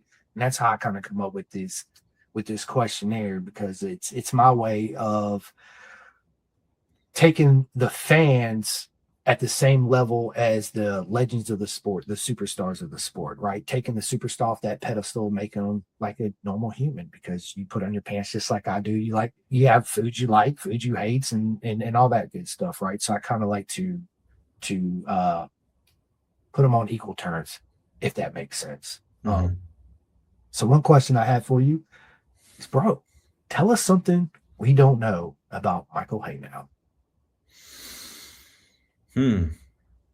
Um, oh man, it's funny as I was thinking about some, and I'm totally spacing it. I got a fun one. Okay, this is silly. This is a very very little chip of the puzzle, but I'm a fan of eating my ice cream with a fork. I love it, dude. Yeah, I love it. Ain't I, nothing wrong with that. I think a lot of people spoon their ice cream. It's just like the tradition. I highly recommend you try forking it. Forking I'm it's gonna way do it. better. When Yeah, it's hard, the pick, it works better than the spoon. You could scrape the top of the ice cream, and then you savor it longer. It's the way to do it. Fork your ice cream. Don't spoon fork your ice cream. I'm writing that down right now. Fork your ice cream. I it. love it, man. I love it. Fork the ice cream. Are you a coffee drinker? Yeah, not too much. I'm selective. If I need it, I'll use it, but I try not to make it the morning routine ritual. I rather wake up with water and ideally I think fresh lemon and or lime in some water Yeah. yeah. Unless I need the caffeine, then I'm a big water drinker. I got ADHD, so I when I was little, they wanted to put me on Ritalin. My parents were like, absolutely not. So growing up, I got ice cream and cake, and I did get soda, but they cut out a lot of that shit in my life growing up, right? So you won't never catch me drinking a soda. I might take 3 sips of a soda a year, right? Um, so I'm a big advocate on water. Drink it all the time, and I like it when you said the lemon, because I'm an advocate. habitual lemon in my water. I carry lemons to work just to put it in my water at work, right? It's just different. It adds that, I don't know. It's just good, man. If you haven't tried it, people, what are you doing? Do lime and Mhm. lemon in water. It's good. It's good. Water's good for you, people. Not the soda. Mhm. What's your dream bike, bro? If you could have any motorcycle in the world, I'm not, it don't have to be a race bike, it could be a cruiser. What is your one dream bike you would love to open up your garage or your bedroom door and it'd be sitting there? And you're just like, this is it. So, little loaded question, It but is. especially for an individual like myself, I It love all is. bikes. Me too. But if it was for the track, BMW HP4 race, hands down. I've had an opportunity to ride one that is the best bike ever. I haven't ridden a MXS Suitor 500, which is the Suitor 500 two-stroke. Bro. That would probably be a very beautiful, wonderful experience. But if it was one or the other, I would probably do the HP4 race because I know that would just be gas and go, terrorize. For the streets, oh, That's the a hard question. yeah. Yeah. Uh, man, it depends. But if there was a very nice kind of like my street bike is a Husky 701 Supermoto, but I live in Colorado, so it's very playful and I could take it on dirt roads and just a total hooligan. But then if you want something that you can kind of eat more miles on and more long distance, you definitely something a little more comfortable. If it's it could be a what is it, the Triumph Tigers, I think are pretty cool adventure bikes, the triple. People talk shit about Harleys, but you want to go ride on a couch, the Heritage Harley is a great bike for that. So it's kind of what do you need as far as single track trail riding? Give me a two-stroke for sure. As I'll take a far as KTM 300 for sure all day long. yep, Yep. yep, and then if you're gonna go tear up the deserts of Baja, give me a big four-stroke. If it's a single 500, 450. So it's just all that. But if there was like that one like bike, HP4 race, hands Love down, it, that man. bike is It's beautiful. I haven't had the opportunity to ride one. For me, again, it's a loaded question. So when I ask these questions, I change my mind from time to time. But dude, if I could just have one bike, it's so unique to have in my living room just to ride, maybe do a couple track days on. Dude, it would be that Crichton CR700. Have you seen that thing? mm-mm. Bro, when we get off here, go to YouTube, Crichton, Crition, CR700. It has a little Mazda rotary engine in it. So it's a Oh, rotary cool. driven. Yeah, Bro, yeah. it is insane. They have a video of Guy Martin racing it, and he comes back. It's hard to understand Guy Martin anyway, right? So he's like with this He's a big trip. smile on his face. Dude, he's absolutely amazing. When I went to the UK, I went by his little business he has, but he wasn't there. That was on a bucket list. Got to meet Guy Martin, right? That's still on my bucket list. So, yeah, that He Crichton came to 700. he came Go to ahead. Pikes Peak Yeah, he did. in On that, 20. he had Yeah, a what it was a turbo. year I had a mechanical, so it was 2014. Yeah, it was on a GSXR 1100 turbo, I think it was. Correct. Punched out to a 1300. Yeah, he Bro, did all the dude, weldings. I remember seeing it in tech inspection, number 8, the AMA number plate. I got to talk to him about it. It was super cool. And then had an opportunity when we were practicing the upper section. He took off, and I was like, oh, I bet I could catch him before the finish line. So I jumped to the front, and I skipped everyone. I didn't care. I wanted an opportunity to do that. And I remember it was right at the rock garden coming up to the top. Boom, I saw him, and boom, and I buzzed him. And we came up to the top, and I was there. I finished my run, and he comes up. He comes up and he points at me. He's like, I'm like, okay, check. Yeah, that love it. guy's a trip. He's a character for sure, but everyone knows that. Yeah, I will meet him one day. Him and McGinnis. I didn't meet McGinnis. I met pretty much everybody else out there. Jamie Whitman. I mean, you name it, Shaky Byrne, Ryan Vickers, all of them. But yeah, Guy was always one of my favorites. It was just his demeanor and the way he talks and the way he approaches it. He's like, man, fuck the fame, fuck the fortune. I don't give a shit about. I just want to go fast and win races, right? And I love that. Where you see some people, they're more about, yeah, it's okay, I can win, but I'm more of the look at me and blah blah blah blah. Anyway, Guy's a freaking legend, dude, for sure. Remember the Pike speak? Matter of fact, he talked about it in his book. Highly recommend, which is my next question. I listen to a shit ton of audiobooks. Matter of fact, the last audiobook I just got done listening to, Michael, is called The Art of Racing in the Rain, which is also a movie. It's a great movie. Haven't seen it, highly recommend it. So basically this book is about a race car driver that gets this little puppy, and the whole story is told through the dog's eyes. Absolutely amazing, right? His wife ends up dying and they have a kid. It's just like this whole emotion roller coaster. It's highly recommended. Okay. Guy Martin books, got every Guy Martin book he's ever published on audiobook. Listen to every single one of them. Matter of fact, if there's any racer out there that's got audiobooks, this guy's got them and listen to them because it's motorcycles is my thing, right? One book I do recommend, if you have not listened to it yet, I know you heard of it, John Hopkins Leathered. Bro, you got to listen to this book. It is, when you read a book, a biography, or you listen to it, sometimes I ask myself, are they really telling the truth? Because you can say anything you want in a biography and people are going to believe it, right? Because it's just your single version. But with John Hopkins, man, he puts it all out there. His drug addiction, the alcohol addiction, smoking weed before racing, like all these things. And I was just like, holy shit, what a mega book. I recommend it to everybody. It's a book you need to listen to. But yes, the Guy Martin books are a lot of fun too, because Guy actually talks through those books, but he don't talk as fast as he normally talks. They made him slow it down a little bit so you can actually understand what the hell Guy Martin's talking about, because it's hard to understand him sometimes. Like when Neil Hodgson did that interview with him. What was he at? They were at a MotoGP race. I forget what race it was. And he asked Guy Martin something, and he's just like, "That's what's going on." And Neil Hodgson was like, "Whatever the hell he just said, like, let's go, right?" Yeah, absolutely. So, do you read or listen to any audiobooks? Yeah. I'm a big fan of self books, self growth books. There was one that comes to mind. Well, there's three. For sure, The Art of Happiness by the Dalai Lama.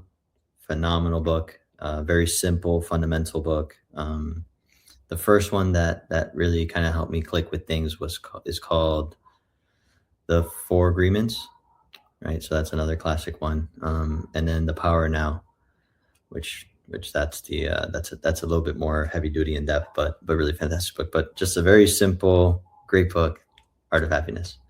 Love it. Yeah. I love it. You learn so much listening to.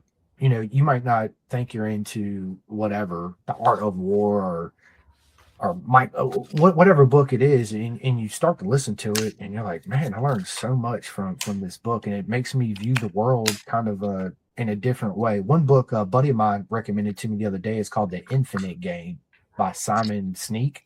So I downloaded it. I have not started listening to it yet.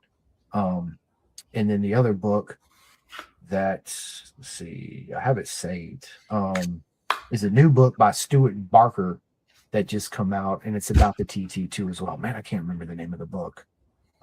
So yeah, anything with two wheels and racing, this guy listens to it 110%. And podcasts too. I listen to a lot of podcasts, Joe Rogan, Danny Jones. Like, of course I listen to motorcycle podcasts too, but I'm big into like Greek mythology. And of course, you heard me the reference with the Spartans, like dude, Spartans, baddest motherfuckers ever walked the planet. Right. So I'm big into that side of things. So I listen to books about, Greek mythology and Egyptians and all that stuff too, as well. So yeah, man. Let me ask you this. What's your worst habit? What is Michael Haynao's worst habit? On the Just racing anything. side?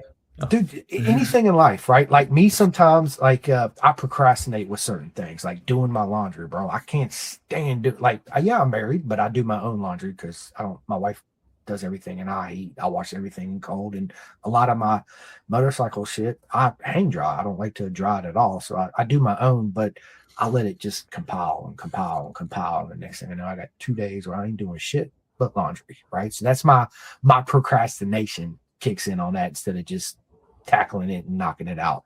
So for you, what is your one of your worst habits? I would say the squirrel mindset, you know. Ooh, squirrel. Yeah, yeah, yeah. Yeah, Love it. yeah. Yeah, because that can definitely distract me from if it's scheduling, if it's time management, if it's priorities or whatever. The squirrel mindset can get the best of me. So just focusing on that more. I love Don't it. just always get distracted by the shiny thing. Right. It's hard sometimes too, man. I do it too, man. It's definitely hard. Do you have any tattoos? Just the ones the doctors gave me. I hear you on that. You plan on getting any tattoos or Open to it, but that's a long time. That's a serious commitment there. it is. It is. It is. Let me ask you this, dude. What are your racing goals, bro? What do you envision that you would want to accomplish on the racing side of things? I think it would be fun to do a Super Sport Moto America program. I think that would be cool. Like I mentioned, the TT, looking at a super sport program for the TT. And then, like I said, desert enduro stuff, I think would be really cool. So, doing some stuff in the US. I already have a 2015 KTM 450 XCW that I'm pipping out for desert. And then the goal would be to do the Ironman towards at the end of next year with that bike. And yeah, just kind of do some local stuff and things like that. What other stuff? Ooh, there are some bucket list tracks that would be phenomenal to do some kind of competition on. Like for instance, this year World Endurance is going to Suzuka. The last time they're at Suzuka is 2017. It'd be pretty epic to be part of that, which is funny because I got an email yesterday that there's a team looking for a fill-in rider, but that's a big if and finding support and the whole thing. But it's just tickled the mind. But it's like an experience and opportunity like that, right? Being able to throw down at Suzuka, being able to go to any GP track, Phillip Island, Portugal, and not just ride it, but push on it. Yep. And when you go to those kind of tracks, man, if you know how to ride the motorcycle, you know how to respect it, your ass better be on a 1000. 100%. If you can't ride that bike or respect that bike, then go play with something else. But right, stay at the car tracks. Yeah, stay at the car tracks. So, with all that being said, what is the one racetrack that you have on your bucket list that you want to ride? I keep hearing, well, man, it's tough to just have one. I know. But it would, if it's circuits, it would be between Portugal and Suzuka. Yeah, Suzuka has always been one of my favorites. I remember playing the shit out that game on the PlayStation back in the day. Tourist Trophy. Yeah, dude. So I still have that PS game, Tourist Trophy. Never got rid of it. Me too. Still have it. Yeah. Love it, dude. I ride 5, ride 4, all the rides, dude. I remember because playing Gran Turismo, I always said, dude, how badass would this be if somebody created a motorcycle game just like Gran Turismo? Yeah. And boom, there it goes. Trophy comes out. I was like, let's go. There goes my next month at least being in front of the TV, just doing it up, right? Yeah. Yeah. Absolutely. Let me ask you this. Me and you're going out to dinner. We end up at a karaoke bar. What is our go-to karaoke song we're singing, Michael? Not to be biased, but it's probably going to be Smash Mouth All Stars. Love it. I love it. I would always go back to my Sublime. I'd be like, I'd sing something Sublime for sure. Yeah, 100%. Let me ask you this. Money no object for Michael Henao. Your racing career is over. You're doing your tour thing, but now you have an opportunity to have your own Moto America race team. What class would you race in, and who are the 2 current riders that you would have on your motorcycles that's on the grid right now? And what manufacturer bike would you have? Man, that is so tough and closed in. Again with all these tough questions, man. What? Can I just have like a spec class? Can I create a spec class of 30 of the same exact motorcycles? Yeah. Absolutely, absolutely. It's your vision and your goal, but yeah, you have your own team, your own spec bike, and what manufacturer would that be, and who are the two current riders in Moto America, and it could be from any class. You could pick one from Superbike, one from Talent Cup. It don't matter. Yeah, I think it would be fun to have a spec class. Like I love the different manufacturers and all that things like that. I just think spec racing, true spec racing, it has so much value for the sport, especially in racing. And again, we see this in Europe. If you know the name Jaden Fernandez, right? Yeah, Last year he's racing the spec 660 class, wins the championship, right?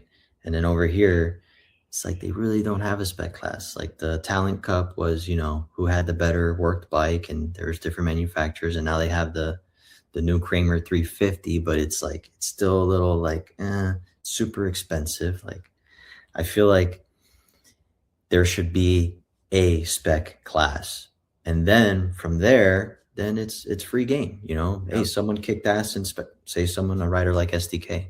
He went to Red Bull Rookies Cup, a spec class.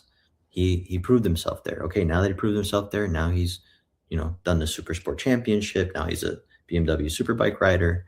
Like you go from that point. But as far as what would I do? Money no object. I would do a spec class, and I would fill the 30 bikes, and I would do the top 10 badasses from, say, it was all the Superbike badasses, and then I would take the top 10 of Super Sport, the top 10 of of Twins, and then do wild cards for people, anyone to try out. But I would think of laying a playground and playing field that's fun. In my personal experience, Honda 150R Mini Moto, which I love that bike. yeah, That's my mini moto of choice. Say a rider like SDK, who is a ridiculously talented, fast rider, him and I get on 150Rs, and we are literally battling, and we're about a quarter second off each other's pace in lap times, right? But then we get on a 450 Supermoto, he's about a second faster than me, and then we get on a six. The big complementing, right? The more higher the bike, the more talent matters, or what you're doing matters. And but yeah, having a spec class, I think would be great. So that's what I would do, and I'd fill it up with badasses in the front just for fun in the show, and then people coming up, and then give people an opportunity that maybe don't have the budgeting but have a lot of talent, and in the spec class they would have an opportunity to shine. yeah. I love it. I think that obviously, I don't like to say it. I feel like our sports it's coming up, but it's still kind of dying in this spec that everything's so expensive. I would love to have a spec class, especially for the people coming transitioning, the moms and dads with the combined income of 100 grand or less, which is the majority of the people in the middle class, right? That can actually afford to take their son or daughter and get them into Moto America and have them race for a season or two, and then during those 2 seasons, they can finish towards the top or start winning. Then you build your resume up. Then you can go out. I don't like the word sponsorship, friendships. Then you find friendships to help you progress to that next level out of the spec class into Twins or Super Sport or whatever path you want to go on. But yeah, I agree with you. I think we need and what I mean by that is we had the Junior Cup. That was basically a spec class, but where I feel like we went wrong is we started allowing $20,000 400s in our Correct. class. Like, why the fuck do we need $20,000 on a 400? Why do we need a Twins Cup bike to be $90,000? Like, we're going back to the Formula Extreme days for the 600s, right? Like, we don't. Now we're playing to the people that have the bigger budgets, obviously gonna have the better bikes and blah blah blah blah blah. Make it a spec class where all you can do is your normal, your clip-ons, your rear sets, your screwless gas cap, suspension front and rear, chain and sprockets. That's it. Keep the fucking pipe stock. Why do you need one of those anyway? In the Red Bull Rookies Cup, when Sean was in Red Bull's Rookie Cup, I asked him. I said, how tight are the spec bikes? He said, literally every bike is exactly the same, to the gearing, to the tire pressure, to everything. And that's where you get really fun racing, and Yep. I think it's a disservice to the sport and to the community, and to the riders that don't have the wallet. I was one of those riders. I never had the wallet. I just had the heart, and and it's so much fun. You talk about putting on a show. Yeah, I promise there's going to be more people with less wallet that can put on a show if you created a spec class, and there's less 100%. people with more wallet that are just making it with the wallet. Yeah.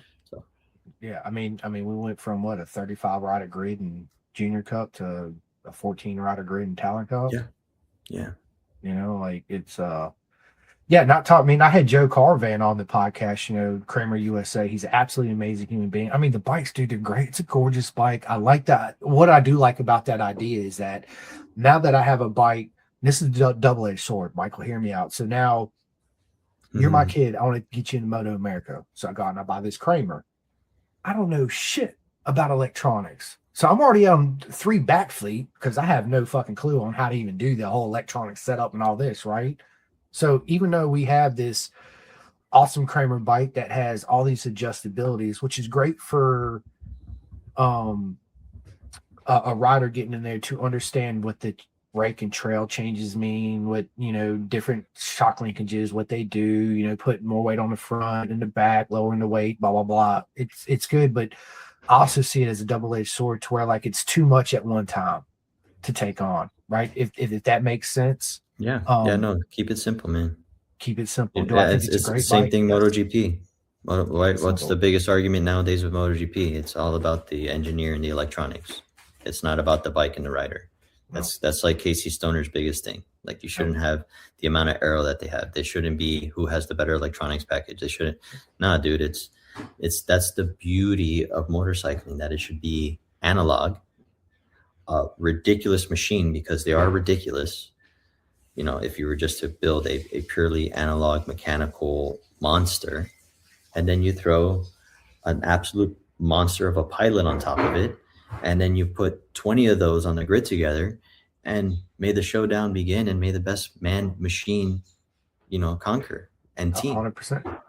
Like I got an it's idea. so No, you're right. I got an idea. I don't like the fact that we got the arrows and the rod heights. You come out the corner and hit the thing and it lowered. Man, forget all that, right? This is what I say. Let's go back to 2002 when we went away from the 502 strokes. Very first Honda V5, barely any electronics on it, 205 horsepower, whatever it is. Let's bring all those back and put the current riders on those machines now with the new tires. Get rid of all the arrow, get rid of all the rod heights, get rid of all that shit, all this. I get it. You know, you got to have, some type of anti-wheelie if you get, in fourth gear, the front come. But dude, I miss the old school days of the rider riding that rear brake and pulling herself up on the front and pushing down with their legs and their arms, trying to keep it down and fighting with the bike, coming out the corner with the back tire just smoking. And like Marco Melandri, right? What was it at Turkey, coming out that left corner, man, just back tire smoking, doing this. And it's like, you don't see that shit. You don't see it at all anymore because everything's too in line. Too much electronics is now. I do agree. I do see. Yes, I am. I do see the plus side of having all these electronic aids for somebody that's maybe had a year on a 600 and then they buy an R1, and it's good that they have the safety of electronics that they can turn all the way on that will keep them somewhat safe on the track, if that makes sense, right? But the old school analog days where you had to blip the throttle and match the revs and all, dude, there's something to be said in that. And I feel like with all these electronic aids coming up and the kids coming up with learning to ride the electronics versus learning to ride the analog bike, I think it takes away some of the natural fear of a rider, because now you're just learning to ride the electronics, but you're still listening to what the bike says, but you're not using that skill to ride that clutch coming out the corner, ride it going into the corner under that, right? The clutch is already out. You're just doing this and the electronics doing its freaking thing. And you're hoping your data guy got it right. Cause if not, it's not gonna end up too well. Right. So correct. Yep. Yeah. I'm with you. Having electronics as a safety net for riders getting to the sport, cool. But if you're trying to step into the arena as a gladiator, you don't get any of that. Right. You cannot call yourself a gladiator if that's what you're relying on, period. no. Fun fact, California Superbike School, when they went from Kawasaki's to BMW, right, they were Kawasaki school 600s.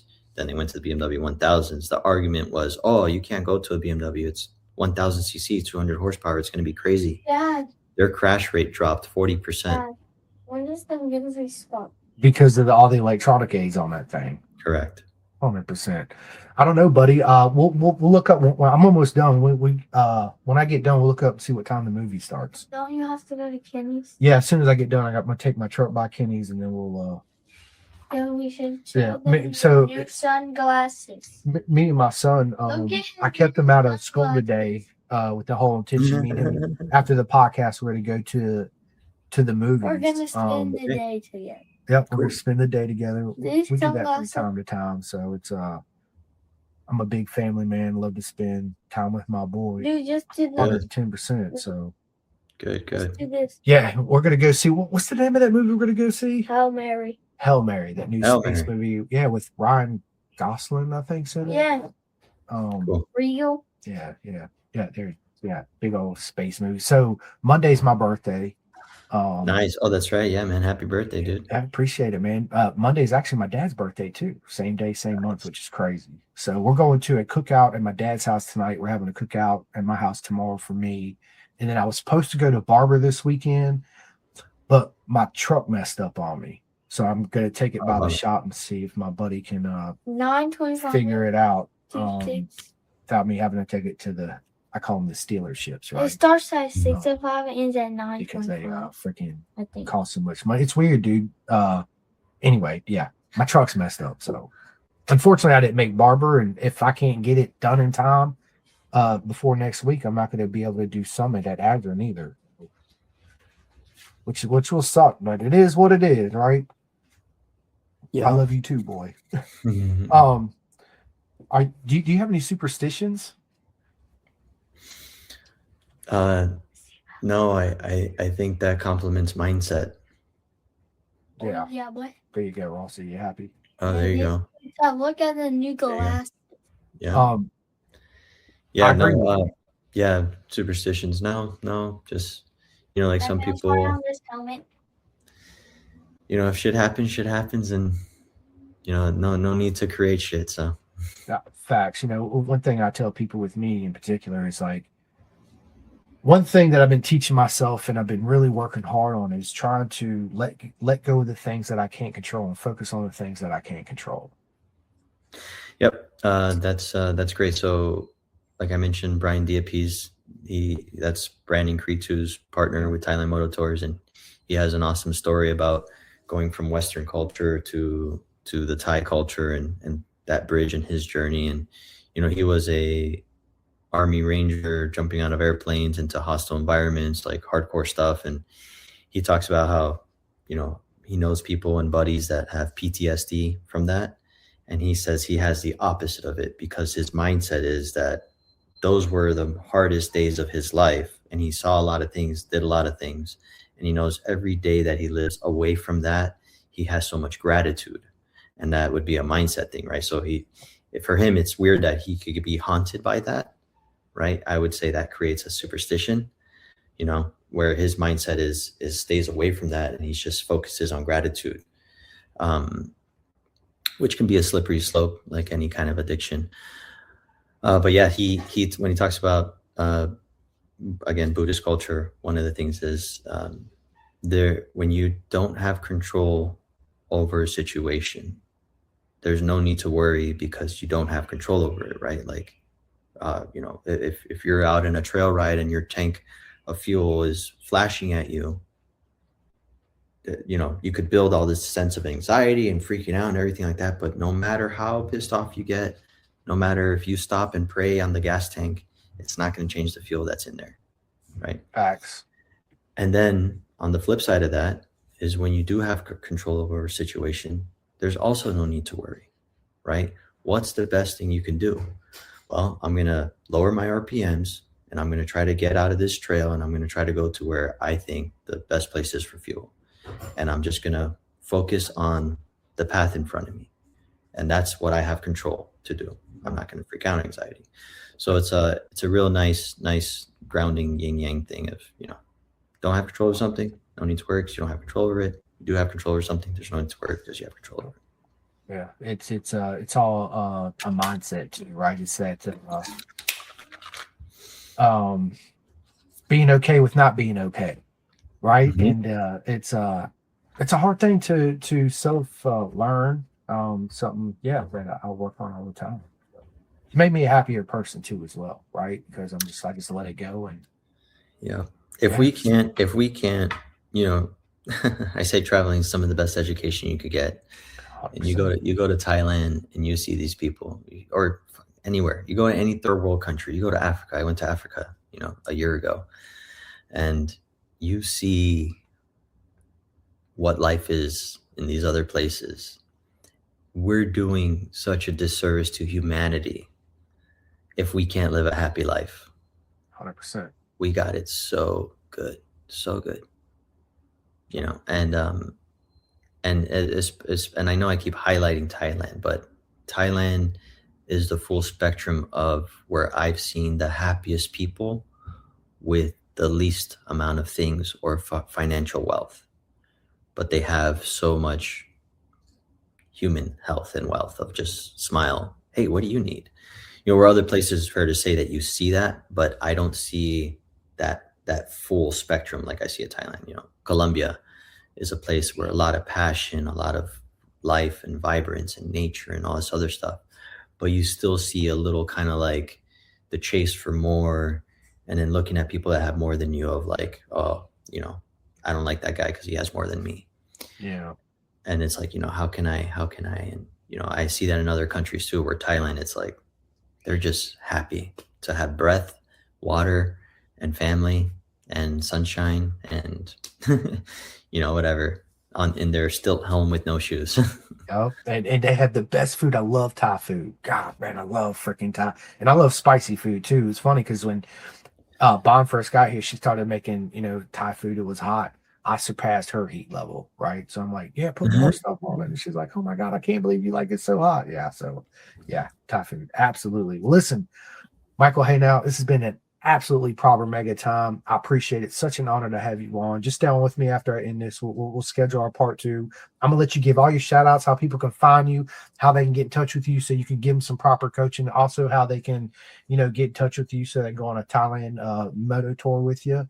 But the first thing I want to say is thank you to everybody that watches this podcast. If it wasn't for Michael and everybody coming on here, I wouldn't be sitting here doing this. So it's because of each and every single one of you is the reason why I'm here, and I love each and every single one of you for that. I just got a new sponsorship from Kabuto Helmets. Real quick plug on them, dude. This is the only helmet. Like I got Arise, HJCs, never had a KYT, but this is the only helmet that ever put on my head. So you can put helmets on, right? You feel like the top of it sits right here, but you got a gap right here where the liner don't fit on your head, or you'll feel it here and here, but not up here. This is the only helmet that I've ever put on my head. I feel the whole entire liner all the way around my head, even on my top. It was a weird feeling for me because I've never felt that before. And this helmet right here is the only helmet in the world that has a patent. So much so that the FIM reached out to KYT. I mean, they reached out to them to allow KYT, Orion, all them to use this patent. So the cheek pullout system, the emergency pullout system, right? God forbid I go down, you come up, you got to pull the cheek pad out. Your head's going to move because you got to yank it out of there. On this thing right here, you unzip this, you physically just pull the cheek pad out, and then the whole thing collapses, and you just slip the helmet straight off. Oh, cool. Which is That's nice. A pretty ingenious idea. So big shout out to Kubota Americas. If you have not tried one on yet, they're down there at Barber Scott. Go see Scott, go try it on, and yeah, give it a try. I promise you, you will absolutely love it. So quick plug on that. Big shout out to AGV Sports Groups, Kamani. I also do the custom leathers. Listen, it's 2026, people. You've heard me and Michael talk a lot. Do yourself a favor and get you a properly fitted leather suit. If you have a suit that don't fit you properly, man, it hinders all kinds of things. If it's too tight in the arm, guess what? You're going to get arm pump. So let's say it's tight here, but it's loose here. When you're down on that front straightaway, guess what it's going to do? Act like a parachute. Now it's choking the shit out of you while you're trying to go down this front straightaway. So the importance of having a full, proper custom suit is night and day. Michael can contest to this 110%. So do yourself a favor. It don't matter what you want to do. You want to go bison, you want to go Revit, whatever. Just do yourself a favor, get you a full custom suit. It's a game changer. Big shout out to K-Tech Suspension. Big shout out to SFL Mini GP. I'm a big advocate. Michael Carrera and them, his boy Juju races out there. No hassle, no bullshit. All you do is sign up and register. You show up. They provide the boots, the gloves, the helmets, the bikes, the whole nine, right? Whether you're 70 years old or you're 30 years old and you got a son or daughter, you want to get them into bikes, SFL Mini GP, whether you're in South Florida or in Jersey. I got 2 friends that make custom undersuits in the business. And to me, they're my favorite. They're the best undersuits in the world. You're not going to go wrong by ordering from any one of them. The first one is 64 Degree Racing, my man Tate. I got 2 custom undersuits. And Michael, yes, there is a difference between your Under Armour and your Nike compression suit you buy at Dick's versus your full motorcycle undersuits. It is a world of a difference. 64 Degree Racing is one. The second one is Mama Aliki from venomsport.com. All my friends out there in the UK across the pond, whether you're in Thailand or Ireland or whatever, you guys and girls can go to clothingkings.co.uk and order all your Pendergast merch out there.